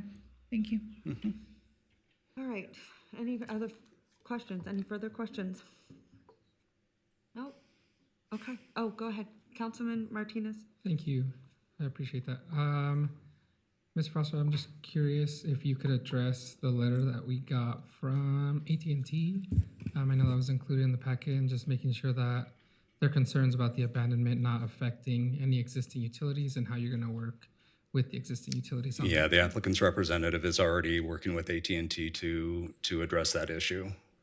They can speak to it further if you'd like, but yeah, they've already been in communication to address all the utilities. No, I just want to make sure that that's on the record. And then just out of curiosity, how far down the road is Deer Mountain Road on either Blue Heron or Warrior Lane? How far down the road is, I'm sorry, what? Deer Mountain Road. It looks like there's another crossroad in between Blue Heron and Warrior Lane, but it's just further down the road. Yeah, maybe Andy, if you... Yeah, I apologize. I don't have a map showing that far out, but... I think Andy may have some info. Yeah, Deer Mountain Road is the next road to the east of Oldtown Road. So it would provide another access to Blue Heron Circle as well. Okay. Do you know how far apart those roads are by any chance? No, I don't have a distance. It's maybe, It was on, it's the next block. Yeah, I mean, it's Yeah, I see. half mile, All right. using my estimator. Okay. Yeah, I just wanted to make sure that some of the concerns that we heard from, our constituents are being heard, and that the flow of traffic, whether it's during an emergency or just regular traffic day, these improvements will help. No, with that. yes, absolutely. And actually, this is a good, zooming out a little bit further, right? Warrior Lane is kind of more the main road that provides access, not just to, Blue Heron, but also to Belli Ranch, further to the east. The existing Blue Heron kind of creates more turns actually for existing residents than this would. This would provide a more direct access to Boomtown Garrison Road than most people out there currently have. Okay. Thank you for providing that information. That's all I have. Thank you, Madam Mayor. that's it, okay. And Mr. Durling, I would just say, and you know this, I mean, we've all been doing this for a while, so I don't have to remind you, but we have a lot of residents out there that have done a really good job of keeping the council informed, working together. I think because of their activism and their communication with the council, that there are projects that are much better out there, and it's incredibly challenging. And so I'm very sensitive to what their needs are and what they're doing. Have you been meeting with them? No, I mean, we attended the NAB for this, but no, we've not had really very much since, kind of a few years ago. So I would also suggest that you get her number, because she comes to council a lot and it has great feedback. And especially, I mean, I think the people that live in those areas know it's so much better. I'm also sensitive when we talk about the fire. I mean, with Collin Ranch in that area, I mean, it was just a disaster whenever it came to the traffic and the mitigation. And then it's also really hard because we are not traffic experts. So I am going to, not that I love it by any stretch of the means, because I don't, and I completely agree with the residents, but that I hope that, we like to believe that they are experts and put that trust in them. And I'm not a traffic expert, so I have to believe that they looked at the right and best path. So I guess if I can maybe just interject there, I mean, to your point, right? I mean, this is sort of a unique project because this roadway has to have the approval of the city of Reno, NDOT, Washoe County. So all three jurisdictions are reviewing it. RTC also provides kind of a cursory review as well. So, I mean, it's kind of making the rounds. And so to maybe help, provide some more assurances to you that, this is getting fully vetted. Yeah, I have to feel that there are more experts looking at this than not. Yep. Right? In this case, they're just about everybody's looking at it. Okay, thank you so much. Yeah. Okay, I'm going to send it to you. It's your word. Go ahead, Councilwoman Taylor. Oh, I had a quick question, Madam go Mayor. ahead, yeah. And I think, Angela, you might have said it. So what we're looking at now is strictly for the abandonment of this road. And what we are asked to do is determine that the public will not be materially injured by the proposed abandonment. And I think I heard you say it's not the project design, it's not the approval of the project, it's not the roundabout design, it's strictly, are we abandoning this road and will it be in a better condition than when we left it? So if we denied this, then we would be maintaining that portion of roadway. Correct. So if we abandon it and have this infrastructure, when I was out there, I had an opportunity to go out with Ms. House and look at it. I'm not a traffic engineer, but it seems like the access will be improved with the abandonment and the roundabout. Is that what the traffic engineers have decided? That's correct. And the way it's designed now, it does not meet our current standards. It was built as a county road. I would say it probably hasn't been maintained to the level that it should have been. Over time, it became our road. Again, it does not meet our standards. So once we abandon it and the developer has to put in a new road, they will design it to our standards. Then they will maintain it until such time as we take it over. They will dedicate it to us. So that whole interim, which will be a couple years, they are responsible for maintaining it. So that takes the lift off of us right now while it doesn't meet any of our current road standards. I just want to add as well, the concerns about fire, I think it's important to just call out that when that Santerra project was developed, the fire staff looked at it and said, you know what, we're going to require that that secondary fire access, the one that's to the far west, has to be built and in place prior to the first house going in. And I think, the leadership from this council that approved those conditions and brought this issue up really goes to show that this topic was vetted.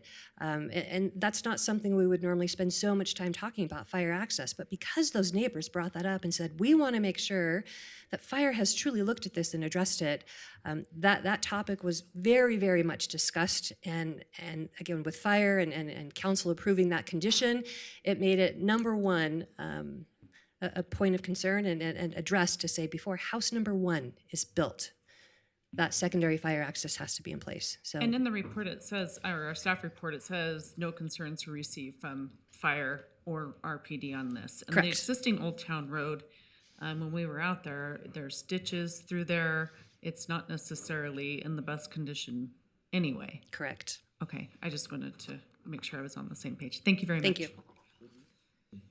All right. Any further questions?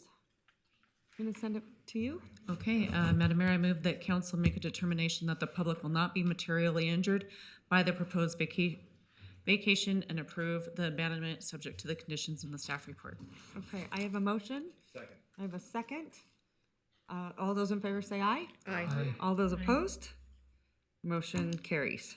All right. Thank you. Okay. And we are moving to item C7. And then will you make sure you get everyone's contact number, Mr. Durley? Oh, okay. Okay, thank you so much. Okay. Sorry, go ahead, Mr. Clerk. We are moving to item C7. Okay. Madam Mayor, Mr. Clerk, if I might, let's do C7 and C8 at once, 2 separate votes, but 1 presentation. Okay, that would be great. So at this time, Mr. Clerk, let the record reflect that the City Council is opening the public hearing. Was proper notice given and any correspondence received? Proper notice was given and there was no correspondence received. Okay, do any council members need to make any disclosures? No?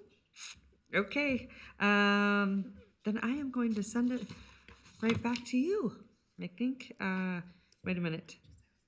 I think we need to have, do we have to have you read this? Our city attorney? No? We're good? Okay, take it away. All right. Good afternoon, Mayor and council members. For the record, Elaine Wiseman, Housing and Neighborhood Development. What you have before you today is an affordable housing fee reduction request by Sutro Street Senior Housing Development. As you know, in 2019, state law was changed to enable local jurisdictions to subsidize enterprise fund fees.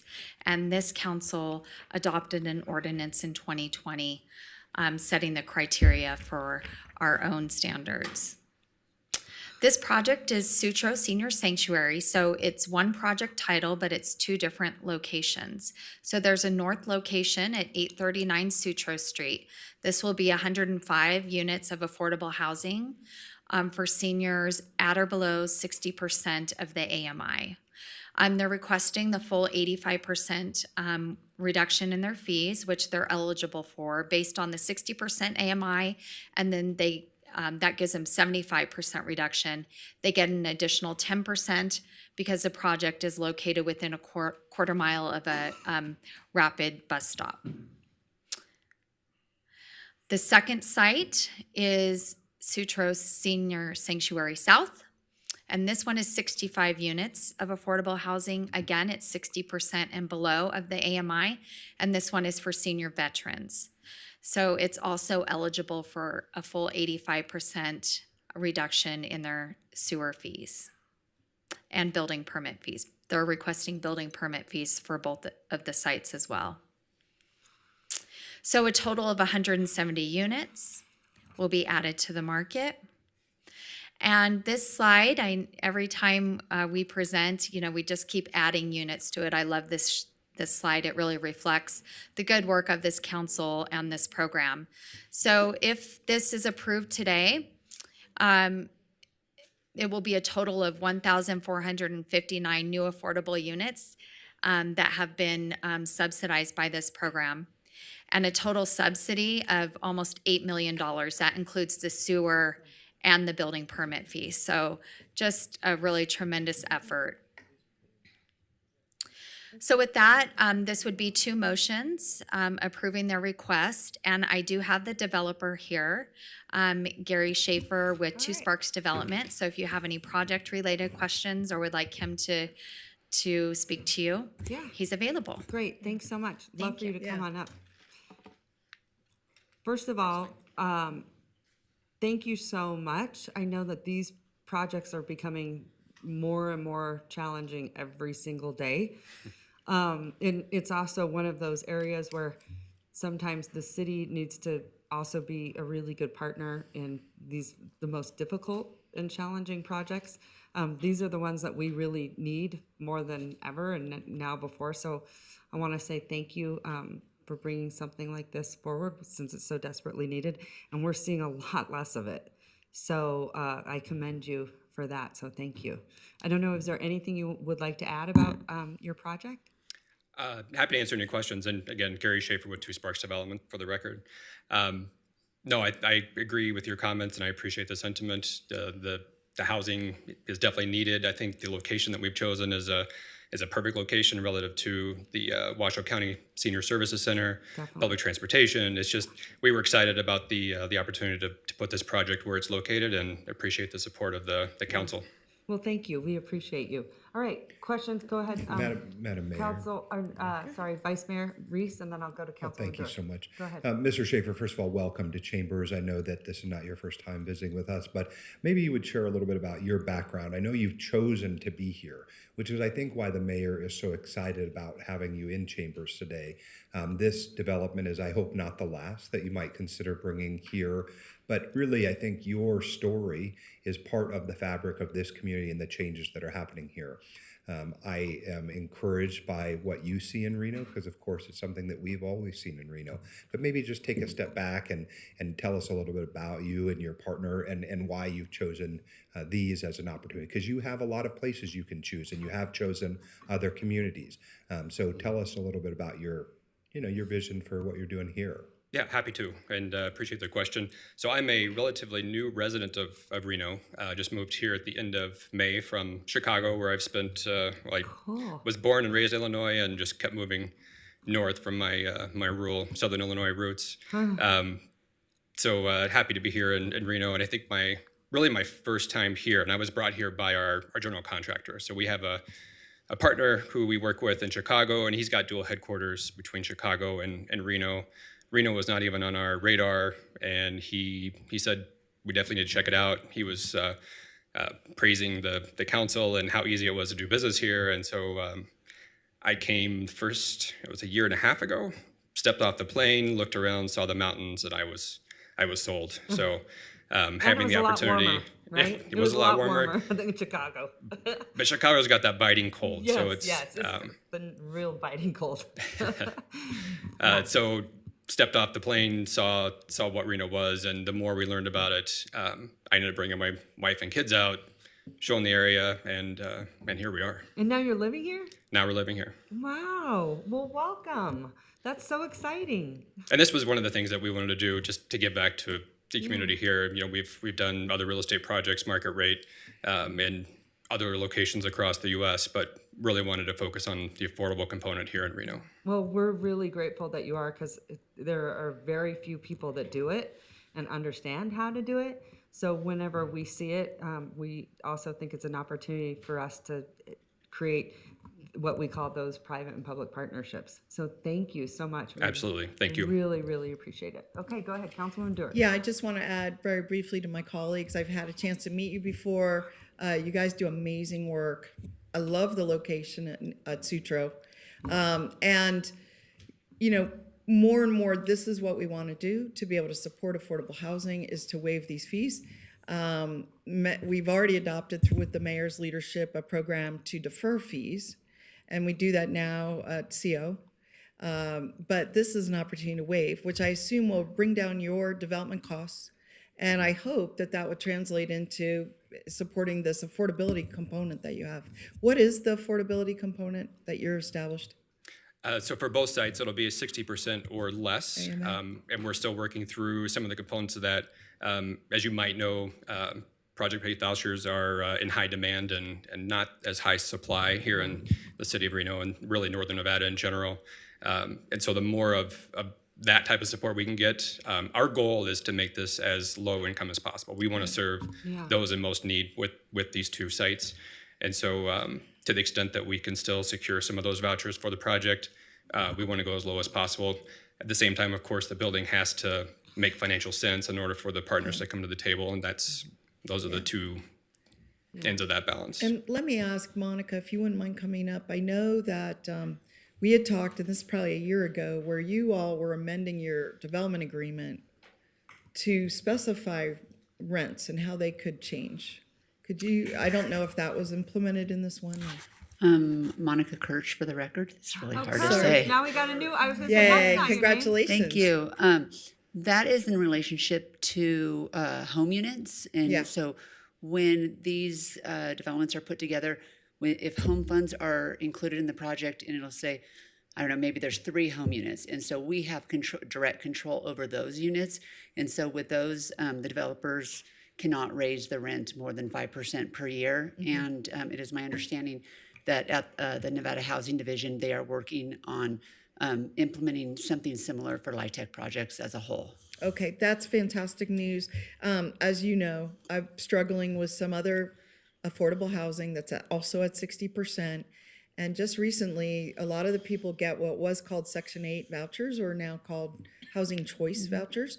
And that allows the developer, not the developer, but the owner, to raise the rents to market rate, even if it's an affordable, and then have the difference between what the resident can pay and what the rent would be filled in by Reno Housing Authority. I think you know they only have so much money. So that if they pay a higher number, that reduces the amount of places that they can help, essentially, put in a nutshell. So that's something I'm struggling with. I have a whole one of these senior affordable units struggling as they go to market rate in 89521 area code. They are looking at $23.60, and that is a market rate. That's not what you would think of as affordable, I know, and nobody would. So just be cognizant of those, and any way you can work with us on those kind of issues would be very much appreciated, and we really appreciate the work you do generally. And again, I do appreciate that, and our goal here is supporting those that are in need. It's to the rate that those rates are, or the rents are increased, it's only to make sure the project can financially exist, right? Sure. Otherwise, our focus is taking care of those residents. Got it. Thank you. Thank you. All right. Any further questions? Seeing that there are none, may I get a motion? Madam Mayor, I'll make a motion on the first item, which is the request for subsidization of $910,529 in sewer connection fees and $41,294 in building permit fees for the Sutro Senior Sanctuary North. All right, thank you. Second. I have a motion and a second. All those in favor say aye. Aye. All those opposed? Motion carries unanimously. Madam Mayor, on the second item, I'm prepared to move to approve the request for subsidization costs of $538,161 in sewer connection fees and $23,183 in building permit fees for the Sutro Senior Sanctuary South. All right. Second. I have a motion and a second. All those in favor say aye. Aye. All those opposed? Motion carries unanimously. Thank you. All right, thank you. Congratulations. Yeah, amazing. We're really excited, and let us know whenever you have shovels in the ground, because we can't wait to celebrate. All right. Okay, Madam or Mr. Clerk. Sorry. That's okay. We are moving on to item D1.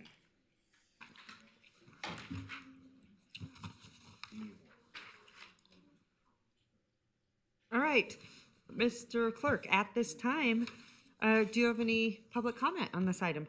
We do have several in the room wishing to speak. We'll begin with Bill Shrimp, followed by Mark Ray. Okay.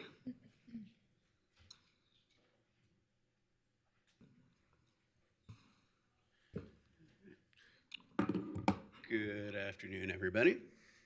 So as always, thanks for being here and appreciate the work that you do. And even times when we don't agree on everything. And my name is Bill Shrimp. The Nevada Attorney General has a document called the Nevada Open Meeting Law Manual. I hope each person on this body is at least familiar with it. A key concept throughout the manual is that agendas must be, quote, clear and complete, end quote. Agenda item D1 and its supporting materials are neither. What are we going to appeal? To take the agenda item as written, the recommendation is to sue to support that Scenic Nevada has standing, withdraw support for the identification sign, and allow the billboards. Reading between the lines, which is the opposite of clear and complete, I don't think that's the intent. Ask yourselves, can each of you articulate what you're being asked to vote on in a few minutes? I am not an attorney, and neither are most of you, but that shouldn't be a requirement to understand an agenda item. Another problem with the agenda item is the financial implication I don't think is none. Going to court is not free. Appeals take time and treasure. At a minimum, court filing fees. If the city loses the appeal, what kind of legal jeopardy are we getting into? What's the downside risk? Are we going to pay another $3 million settlement and call it a pragmatic deal?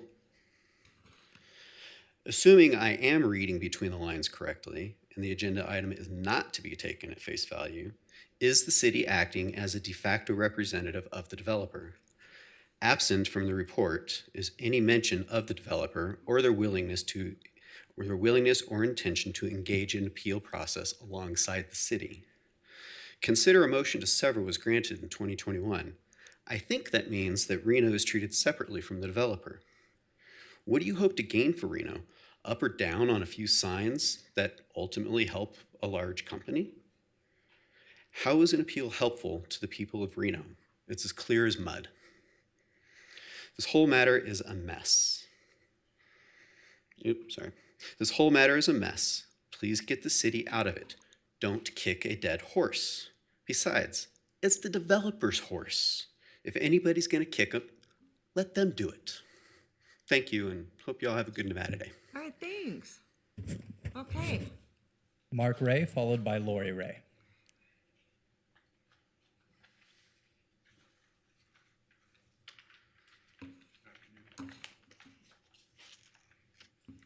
Hello, Mark Ray, W-R-A-Y. I'm an attorney in town over here on Lander Street, and I represent Scenic Nevada in this matter. I hope you all saw the letter that the board of Scenic Nevada sent in on Monday, which sets forth whatever position we can take on this. I think it's limited because we don't know what kind of legal advice Carl and Jasmine and Chandani and John have given you. But if I could just focus for a second here on this, it appears that the problem is that a judge has determined that two of our signs that we gave approval for in a development agreement do not comply with city code. So we're going to appeal that to the Supreme Court, these two signs. Now, one of the signs is on the freeway. It's an off-premises advertising display, and therefore a billboard as defined by city code, but the city, in its wisdom, did not require these developers to surrender a banked receipt per our 2017 settlement agreement. The banked receipt is supposed to be surrendered for any billboard, but this was apparently too high of a hurdle for the developers. They just would not do that. There's just, other people can. The law does apply to other people who want billboards in this town.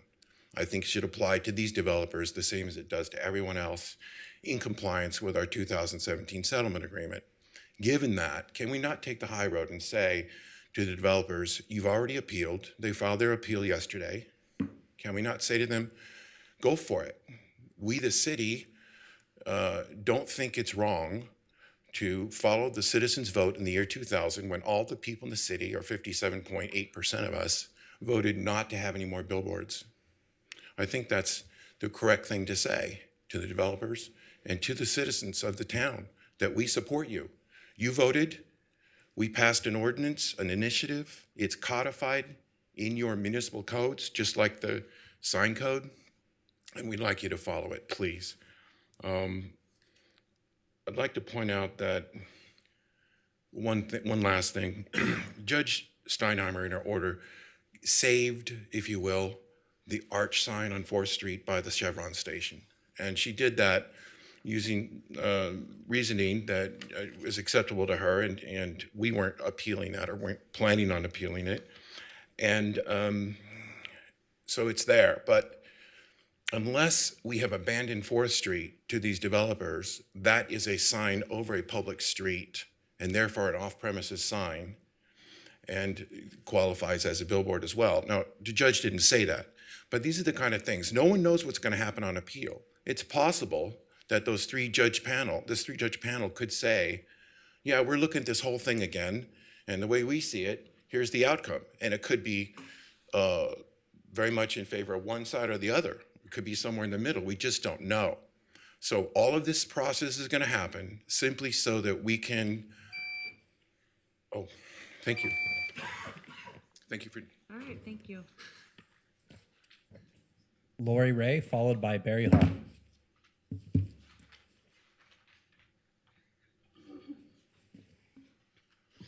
Good afternoon.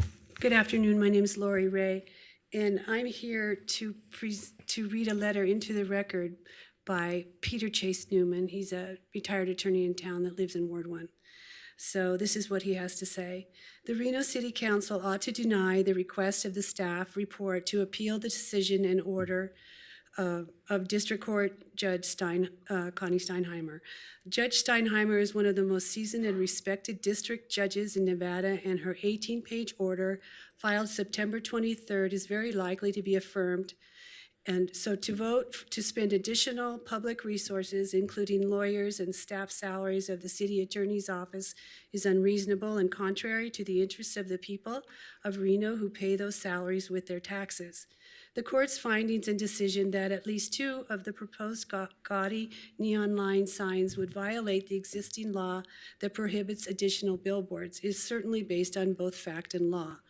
Because this court is spot on correct in concluding these 2 signs are not area identification signs, but rather a billboard and an on-premise sign that would violate the 25-foot limit of the city code. There has never been a downtown district called Reno's Neon Line District. That phrase is simply the creation of a clever marketing agency for the developer. Now we learn that this phrase was invented and trademarked in November of 2018. In other words, the phrase Neon Lines District is no different than Coca-Cola or Best Buy or Sears and Roebuck. Would this city council have allowed an area on West 4th Street to be named the Best Buy District and permitted the developer to erect billboards advertising it as such? I think not. I urge the council to not only deny the city attorney's office permission to appeal, but also I request the city council to rescind and revoke its approval of the so-called archway sign proposed to span 4 lanes of traffic on West 4th Street, because the application for its construction was made on false and misleading arguments without disclosing to you the truth, that the phrase Reno's Neon Line District was simply invented and indeed patented or trademarked as a clever way to convince you that there is actually a district by that name. There is not, and it is unfair and highly divisive for this council to cave into the desire of the developer to have his development given what will be, in effect, like a good housekeeping seal of approval signed by the members of the council. It is not right, it is wrong. I ask you to correct that wrong. Every time your constituents drive under that misleading commercial archway sign that will block out their view of the magnificent Sierra Nevada range, those voters are going to curse that sign and the people that allowed it to happen. Thank you very much. Barry Hall.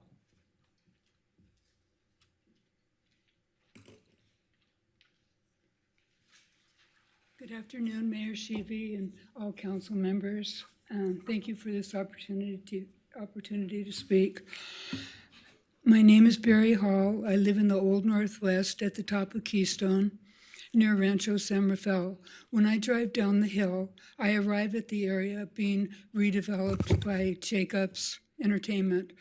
I support several small businesses in the area. For example, Beto's Mexican Restaurant, the best Mexican food in Reno, and the Golden Flower Vietnamese restaurant, a little office supply store on Fifth Street. I tell you this so that you understand that that this part of town, this area, is a part of my extended neighborhood.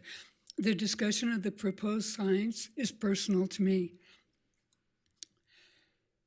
I am here today to urge you not to appeal Judge Steinheimer's decision to deny 2 of the proposed signs and to ask you to deny the arch that Jacobs wants to erect over 4th Street. Before I make my point, I'd like to say that I support all the legal arguments Scenic Nevada has made. I hope you honor the settlement agreement you made in 2017 with Scenic Nevada, as Councilwoman Doer said, no means no. I hope no still means no. In all the discussions in regard to the signs, I haven't heard anyone mention the Lincoln Highway. You see, 4th Street is part of the old Lincoln Highway. To build an arch to promote a private business would desecrate a national treasure. The attorney for Jacobs Entertainment, Garrett Gordon, argues that the name Reno's Neon Line District has caught on.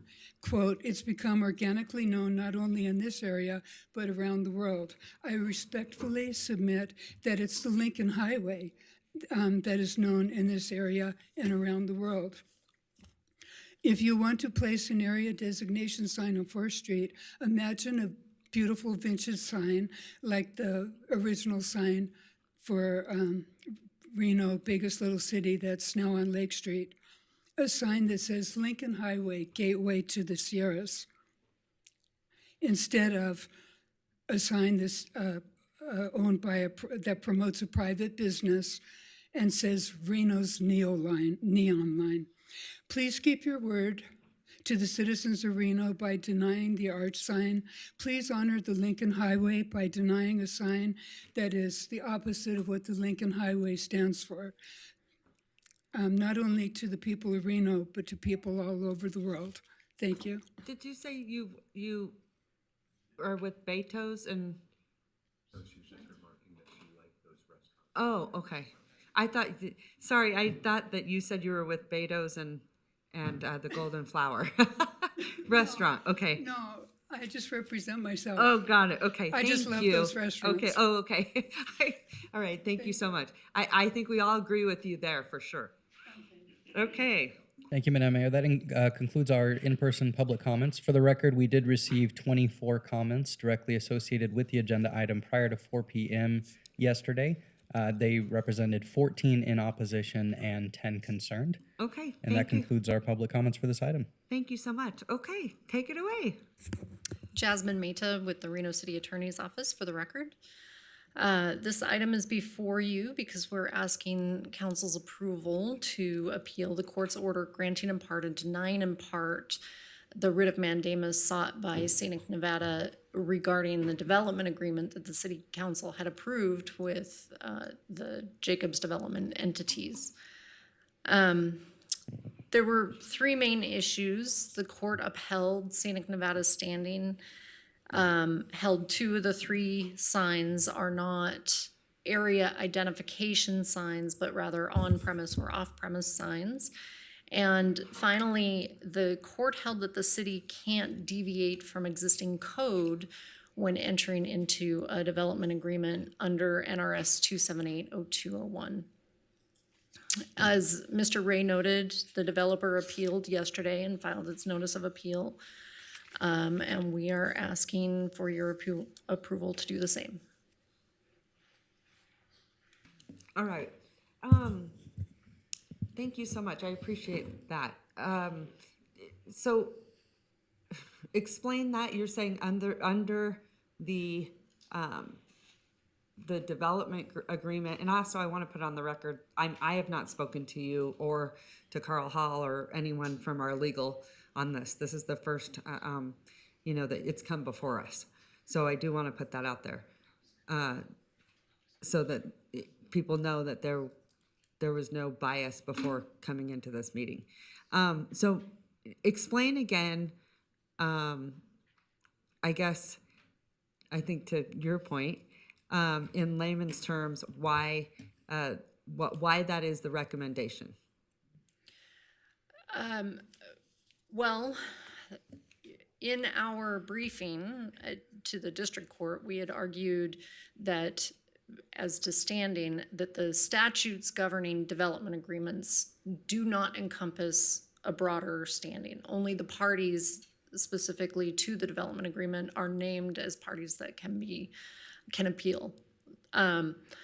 As to the area identification signs, that was something that we had looked at and determined that it was appropriate in the development agreement to have area identification signs because they're not addressed by code. Code addresses on-premise signs and off-premise signs. Area identification signs are defined in the code, but they're not addressed as part of the sign code. And then finally, in the development agreement statute, it allows for the wording of the statute basically says, if I can find it, unless the agreement otherwise provides, and except as provided in subsection 7, which prohibits the city from enacting new codes that would impact the development agreement, the ordinances, regulations, resolutions applicable to that land are the ones that would apply to the agreement. But it says unless the agreement otherwise provides. And so that's something that we're concerned would no longer be really a tool available to the city council to use as part of its planning processes, because the court specifically said the codes, the ordinances are the ceiling. You can't go beyond that. You can make things more restrictive, but you can't make them less restrictive. Okay, I got that. The other thing is, I also think, because it was referred to as a billboard, which I hate to say that. Now, I respect Scenic Nevada very much, Connie, Judge Steinheimer, very, very much. And the reason I think, in my mind, it's not a billboard, it's placemaking, identification. Reno has not seen a lot of it, but what they have seen is Midtown. We've received a lot of pushback on that, and we branded Midtown as Midtown. And I see it no different than the same way when it comes to Neon Line District. It's just one of those things that you brand. And I think we actually need to do more of it. And that's what I hope with when we talk about the placemaking. It really helps an area for the businesses, for branding specific.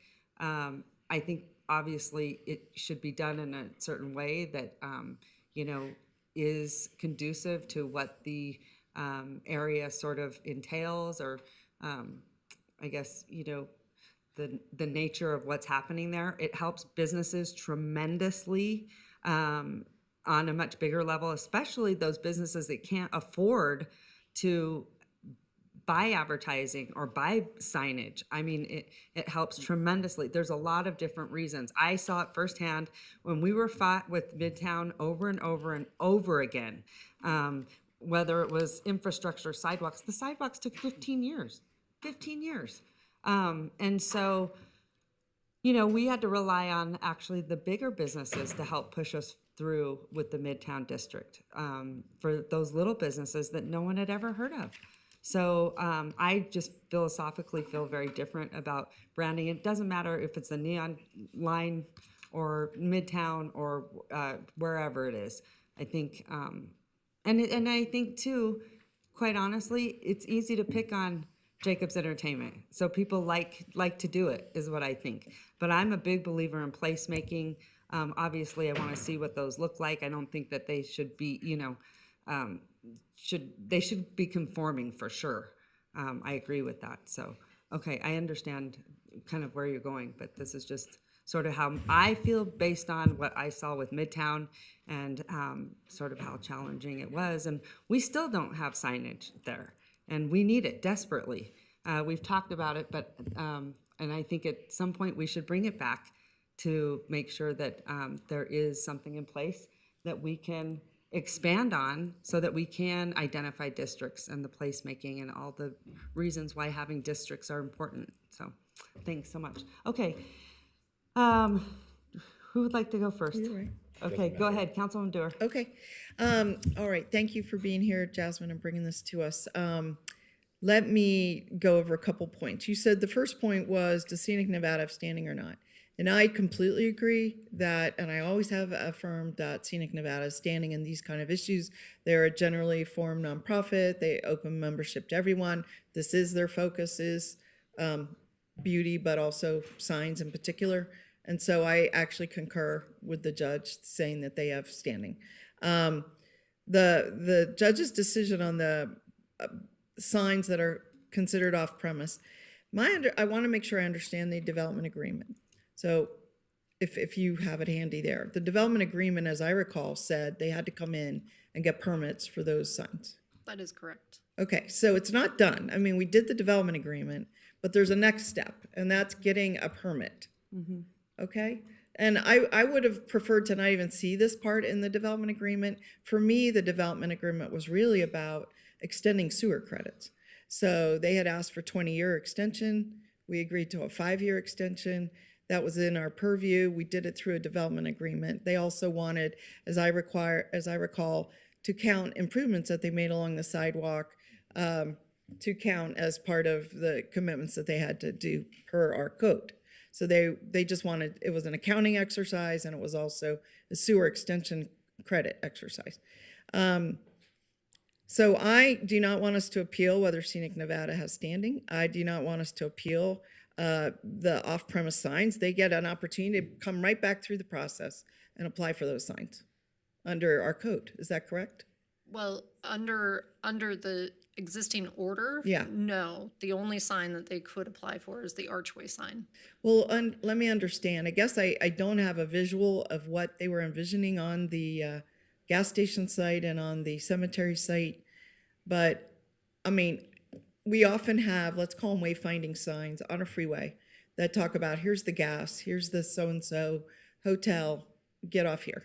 And they're all conforming. Was that what was envisioned, or was it something different?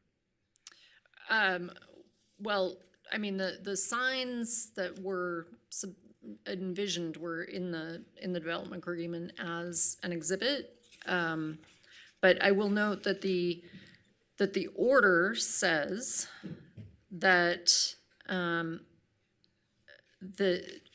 basically it's hereby further ordered that the city of Reno is prohibited from issuing building permits to Reno Real Estate Development LLC and or Reno Property Manager LLC pursuant to the development agreement to erect the cemetery sign and or the gas station sign. But what were those signs? As described in the development agreement. Right. Well, my understanding, those were bigger signs than what I'm talking about. Okay, those are, I would call them quite different from what I would call a classic on the freeway sign. I mean, a freeway sign advertising Harrah's and a billboard is different than a sign saying exit here for the neon line district. I mean, and we have gone over the sign code. We have established billboards. We've said what you have to do to get one. You know, I'm not sure with her saying you can't even apply for one. I think that would get denied. But, you know, this is just where we are after this many years of discussing it. But, and I don't think they were trying to do like an under the tent approval, de facto approval of the sign, because they still, in my mind, had to come in to get approval. Right. So I wasn't that worried about what the pictures looked like when they presented. And they kept saying, it would be something like this, but these are not the pictures and don't hold us to it. And they all these disclaimers. That's what I recall. Yeah. So, you know, I thought we had a process for approving signs, and I'm sticking with that process. Now, you say that these are a kind of sign that a wayfinding sign is not defined I mean, it's defined in code, but there's no permitting process to get one. Right. It's and not my understanding is we're supposed to be necessarily- adopting one. Yeah. But I also understand from what you just read is that that would not apply because they said no future regulations can apply to us. You just read it. In the statute, yes. Right? Yeah. So even if we adopt a wayfinding sign ordinance, it wouldn't even apply to them. I think if they came in and applied for a permit, it would have to be up to the creativity and negotiation with staff, because we don't have a process for that today. That's Right. correct. So I think that Jacobs is well situated to fight their battle in that. I do. This issue of deviating from code and development, and I think I'm over time, so I'm happy to come back. But that's the issue I want to address. Okay. Thank you, Madam Mayor. I'll try to sort of follow along with Ms. Stewart's thoughts. Ms. Mehta, first of all, the work you've done has been exceptional on this file, and your team has done really great work. It's a complicated issue when you start talking about standing and some of the development issues, so excellent work. I think you get 2 lawyers, you can get 10 opinions about whether a judge's order is ultimately the right one. It's okay too.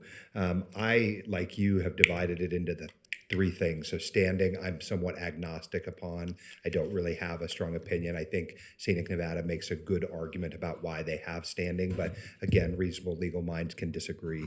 As to the signs, I'm somewhat in Ms. Stewart's camp, but maybe come out on a different angle, which is to say that I don't want us to be fighting about the signs either in the Supreme Court. I think that the Supreme Court Judge Steinheimer has made a pronouncement on that, and we can agree or disagree about how big the signs were. Were they gaudy? Were they colorful? Placemaking is a real thing, and so I think it's okay that they can be more than just a exit here to get a food symbol. I don't think that that's really what we want. But again, as we went through the development agreement process, it was identified as here are examples, but we have to come back to you for approval when it comes. So I don't know that we could hold them to even the examples that were given. That third issue is the one that's concerning to me as a lawyer, this question about whether the city can deviate from code in a development agreement. And I believe this is where Judge Steinheimer got it wrong, meaning she has overstepped the judicial role of reviewing a decision that we have made here. And I certainly believe that state law says that a city can deviate from the accepted code standards up or down in a development agreement. And that is the legal issue, which I think is worth pursuing. I'm interested to know what my colleagues' concern is on that. I have a very technical question, though. What happens? We now know that the developer has appealed. If we do not appeal, what happens? The appeal goes forward, but it's an empty chair. And when they get into some oral argument posture, if they would even grant oral argument, and the Supreme Court justices want to ask questions, we're not there. Like, it seems to me that there is an appeal, whether we vote yay or nay to do it, there's an appeal that will resolve the issues in the appeal. Is it just that we don't get to have an opinion on how that is sorted out? What happens if we're one party that does not appeal?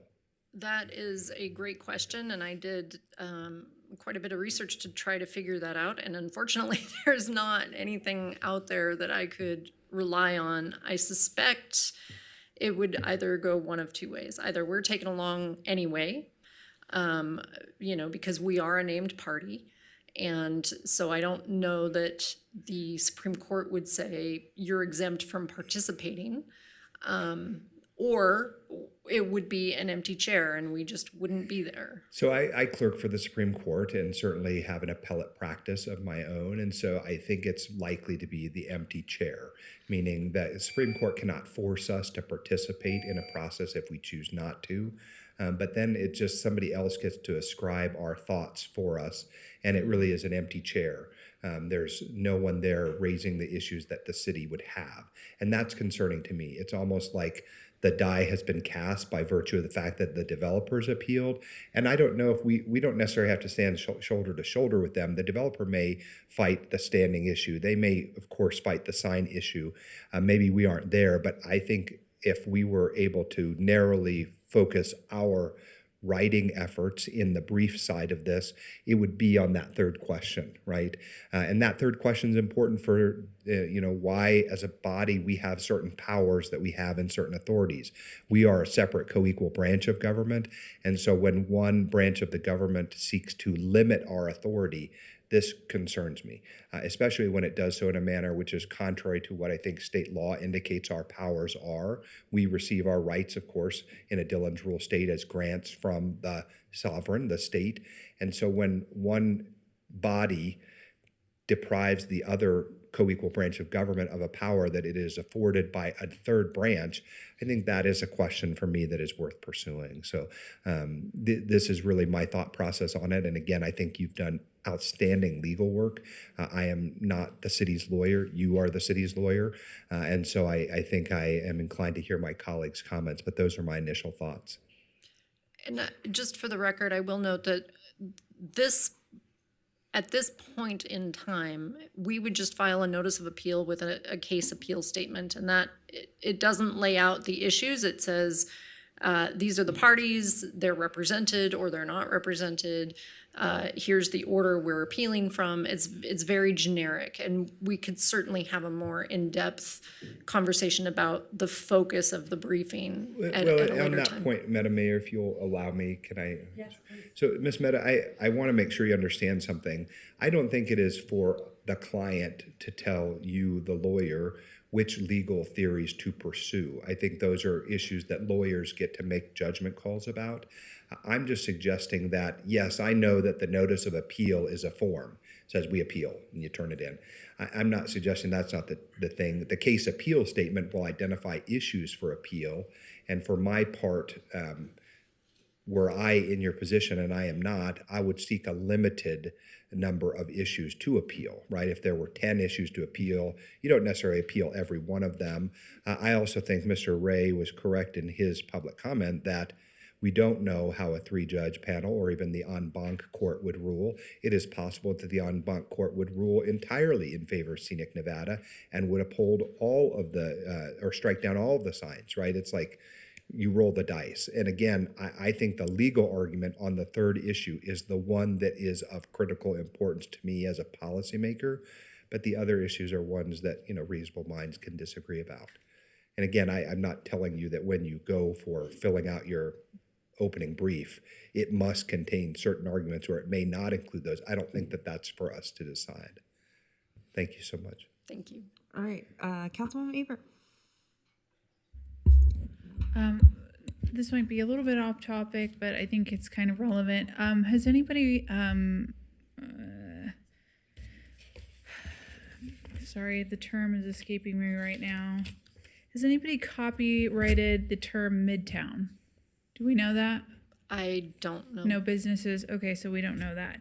Okay, so while people were discussing this, I Googled Reno, neon line Reno, just variations of that. And the top 3 results all said Jacobs. So the very first one, actually, well, that wasn't the first one. First one I clicked on, I think it was the third search result, is for a travel website. Let me see which one this is.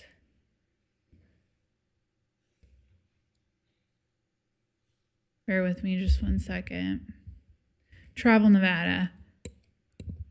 It says that a vision of Jacobs Entertainment. This storied stretch of the Lincoln Highway is one of the largest redevelopment projects of its kind, transforming Warren properties into a new pedestrian-friendly Reno Arts District. So I hear that it's a district, but it also calls out that it is the Lincoln Highway. So, I mean, if we're identifying a location, it is the Lincoln Highway. The next result saying, which one was this? Reno neonlinedistrict.org. So this is a Jacobs site, I believe. Let me see. Reno. Sorry, this one. Oh, this was from the Downtown Partnership. This one also says if you want to contact anybody, the email address is Jacobs Entertainment. So also the Reno website, if you do a Google search for Neon Line District in Reno, Reno.gov website says the Neon Line District is a proposed private developer infill redevelopment effort located in downtown Reno. So everything's pretty clear here that this is a developer-driven private thing. So I don't think it's really the city of Reno's place to get involved in this and to join in the appeal. It sounds like Jacobs has already filed their own appeal, so I don't see how it's relevant for us to join in. This, everything that I'm seeing on my search results, the downtown partnership says it's just Jacobs. Everything I'm looking at says it's Jacobs. So why we would get this involved with a private company's appeal doesn't make sense to me. Well, you know, we're using City of Reno funds to do this, so I don't think I'm going to support this. Jacobs can file their own appeal. They can handle their own lawsuit. If this was truly a City of Reno identifying area, you know, the first 4 search results wouldn't come up with Jacobs Entertainment. Midtown, when I look it up, doesn't come back to one specific business. It comes up with different restaurants and shops downtown. Nobody's trademarked Midtown. It is truly an area within Reno. But from everything that I'm looking at, Neon Line is Jacobs. So let them handle their own lawsuit. Right? Am I crazy here on this? Well, I will point out that the city is a party to the development agreement and enacted it as an ordinance. Yeah. So we are in partnership, so to Yeah. speak, with.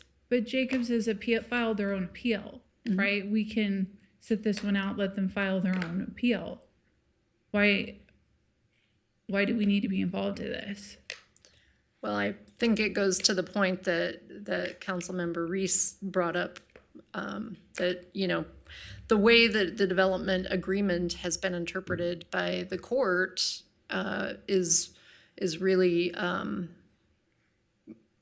inhibitive of what development agreements can do. So it would no longer be a tool. So we did have, you know, the mayor and Councilmember Breckus and Dewar did support Scenic Nevada in the past. They did say that they don't want to have more billboards. So they kind of set a precedent here for the city of Reno. Scenic Nevada, you know, is correct in what they said in their letter to us, that, you know, we should support what the people said and that they don't want more billboards. If it's truly an area identifier, that's different. You know, if we wanted to have a Midtown banner, that's different. It is an area identifier. But I don't think that we should be going to bat for a private company when they can, you know, file their own appeal. Okay. I think you're over about 2 minutes. So I think what I'm hearing from you, this isn't about the sign. It's more for what Councilman Reese was saying, that could be problematic. Any way it's interpreted, whether it's this project, that project, or another project. Is that correct? That is correct. That's why I think that's what we're trying to. Okay, so I'm glad that you distinguished the difference. This isn't about, oh, it's a billboard sign. Oh, it's this sign. Or, you know, Councilwoman Breckus, Councilwoman Dewar, Mayor Sheevy supported Scenic Nevada. This is about the law aspect of it from your perspective.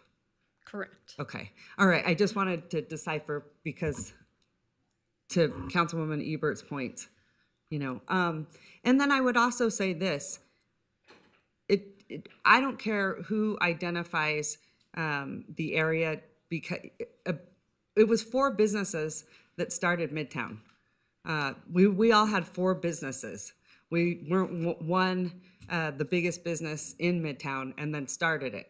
And had we have been, then we would have come up all over the search. So it doesn't really matter about what business it is. You have to have a business that starts it anyway, whether it's a collective business or one business. So I just want to put that on the record. All right, Councilwoman Dewar, go ahead. So I said I was going to come back to the third point about deviate from code in the development. If you may recall, we were asked whether we wanted to appeal to Stan Lucas, where they basically said we got it wrong. And I 100% did, because the judge's order seemed to crimp our ability to make decisions on development. And I felt it strongly. And this one, what I hear the judge saying is that you can't use a development agreement to do something other than what's in code. But what I do know is that we have a PUD, And a PUD is called make your own zoning.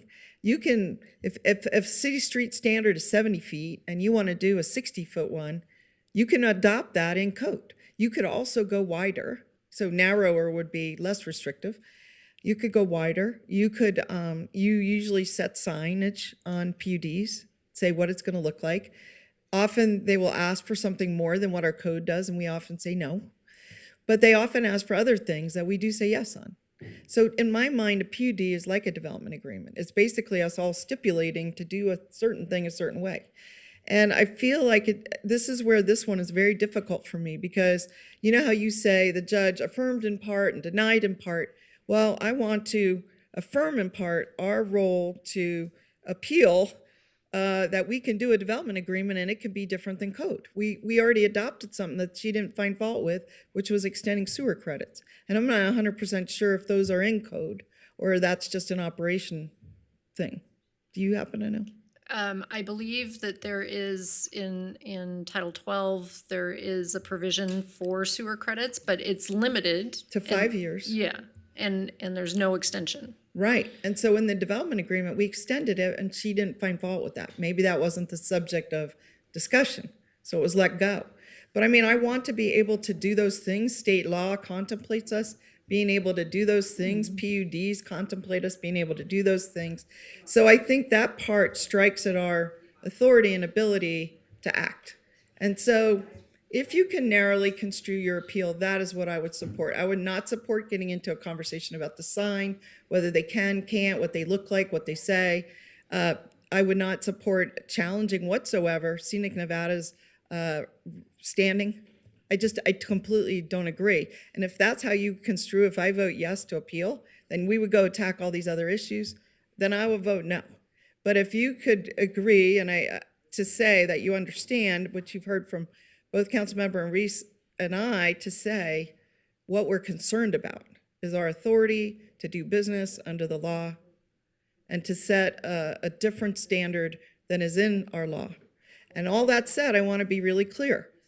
This agreement basically said they have to come back and get a permit. We did not abrogate our city's role in approving or disapproving a certain sign. Correct. Okay. So I'm supportive of that. That's why we put it in. And I was a proponent of development agreements. And I went over this extensively with Mr. Thornley before I ever supported the development agreement in the first place. And I was quoted in some articles and I said, where would this area sign apply to? And it was said only Jacobs buildings, only Jacobs properties. And I mean, if it was to say, I mean, to my colleague's point here, that we now have a Harris district, you know, I'm using that as an example because we don't have a Harris. But if we conversely had a Row district, you know, or started renaming streets, the Row Street or Harris Street or Calneva Street or whatever, I might have a problem with that. I think I would. So I tend to like, if we're gonna have area identification signs, I tend to like them to be generic, geographic based. This is an area downtown, midtown, whatever. But I do rebel against the idea of like, I call this is my place, by putting up a neon line district. And I think they've further hurt their case by trademarking that, I do. Because that does represent a certain business. And I don't know that anyone on, you know. Unless it was right there. Unless the business is named that. Yeah. Because that's what we were worried about in Midtown. Right?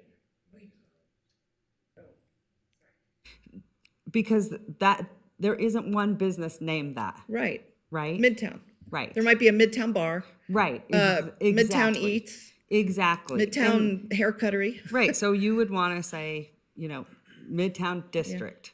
And you would want to protect it as much as possible. Yeah. We have seen in Midtown many, many times where people have wanted to use that or register it before we did.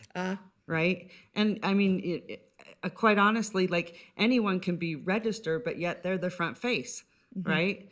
You know, there's like even news out or whatever it might, I don't know if you call it a news outlet, but like, you know, if you look at Pecan, it's Mr. Chesney, but it's, you know, someone else is running it like Candy. Candy Green, right? So like when you say those things, you know, other people can be behind it and with the project or in the district.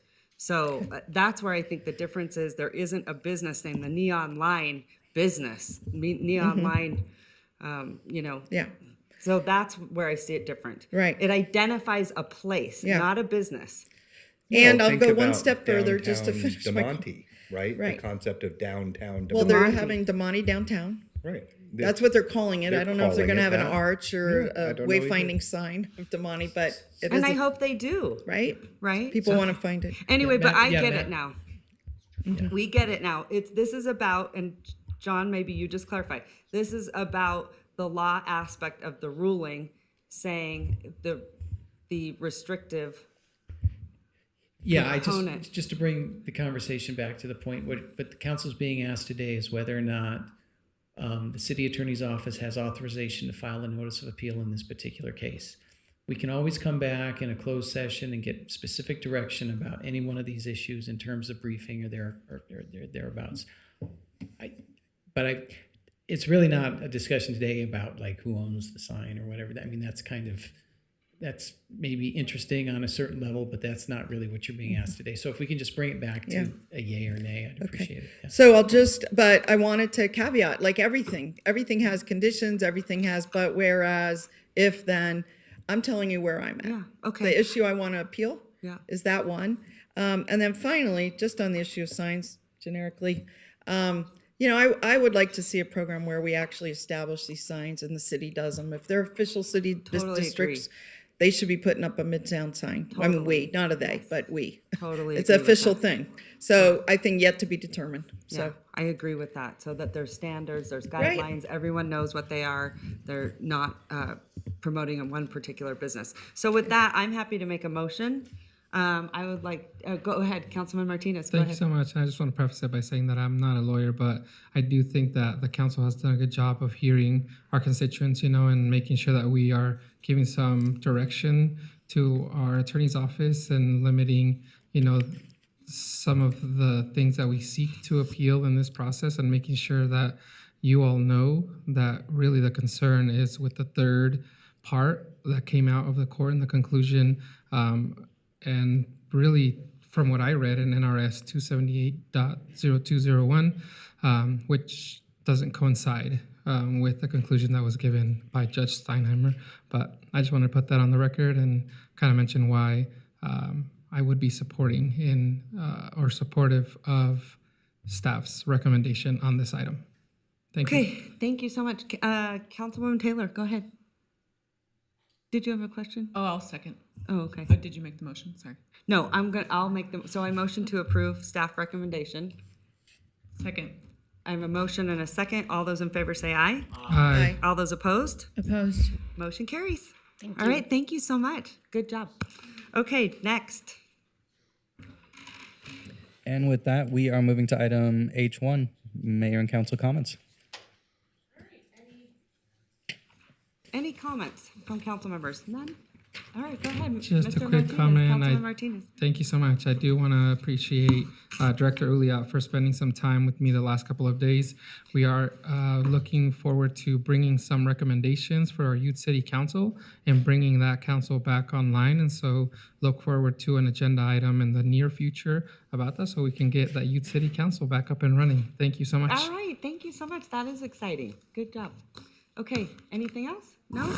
I'm going to send it back to you, Mr. Clerk. Okay, that brings us to our final public comment period. We have no one in the room registered to speak.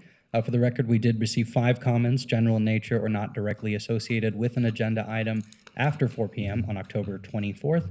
These comments were voicemails and or written correspondence received via our reno.gov online public comment form or by email to our office, and copies of these comments have been distributed to the Reno City Council and are available to the public on the reno.gov meeting portal. They represented 2 in favor, 1 in opposition, and 2 concerned. And that is the close of our closing public comment period, and looking for a motion to adjourn. All right, I'll motion to adjourn. I have a motion. A second, all those in favor say aye. Aye. Opposed? Motion carries unanimously. There you go. All right, thanks, everyone.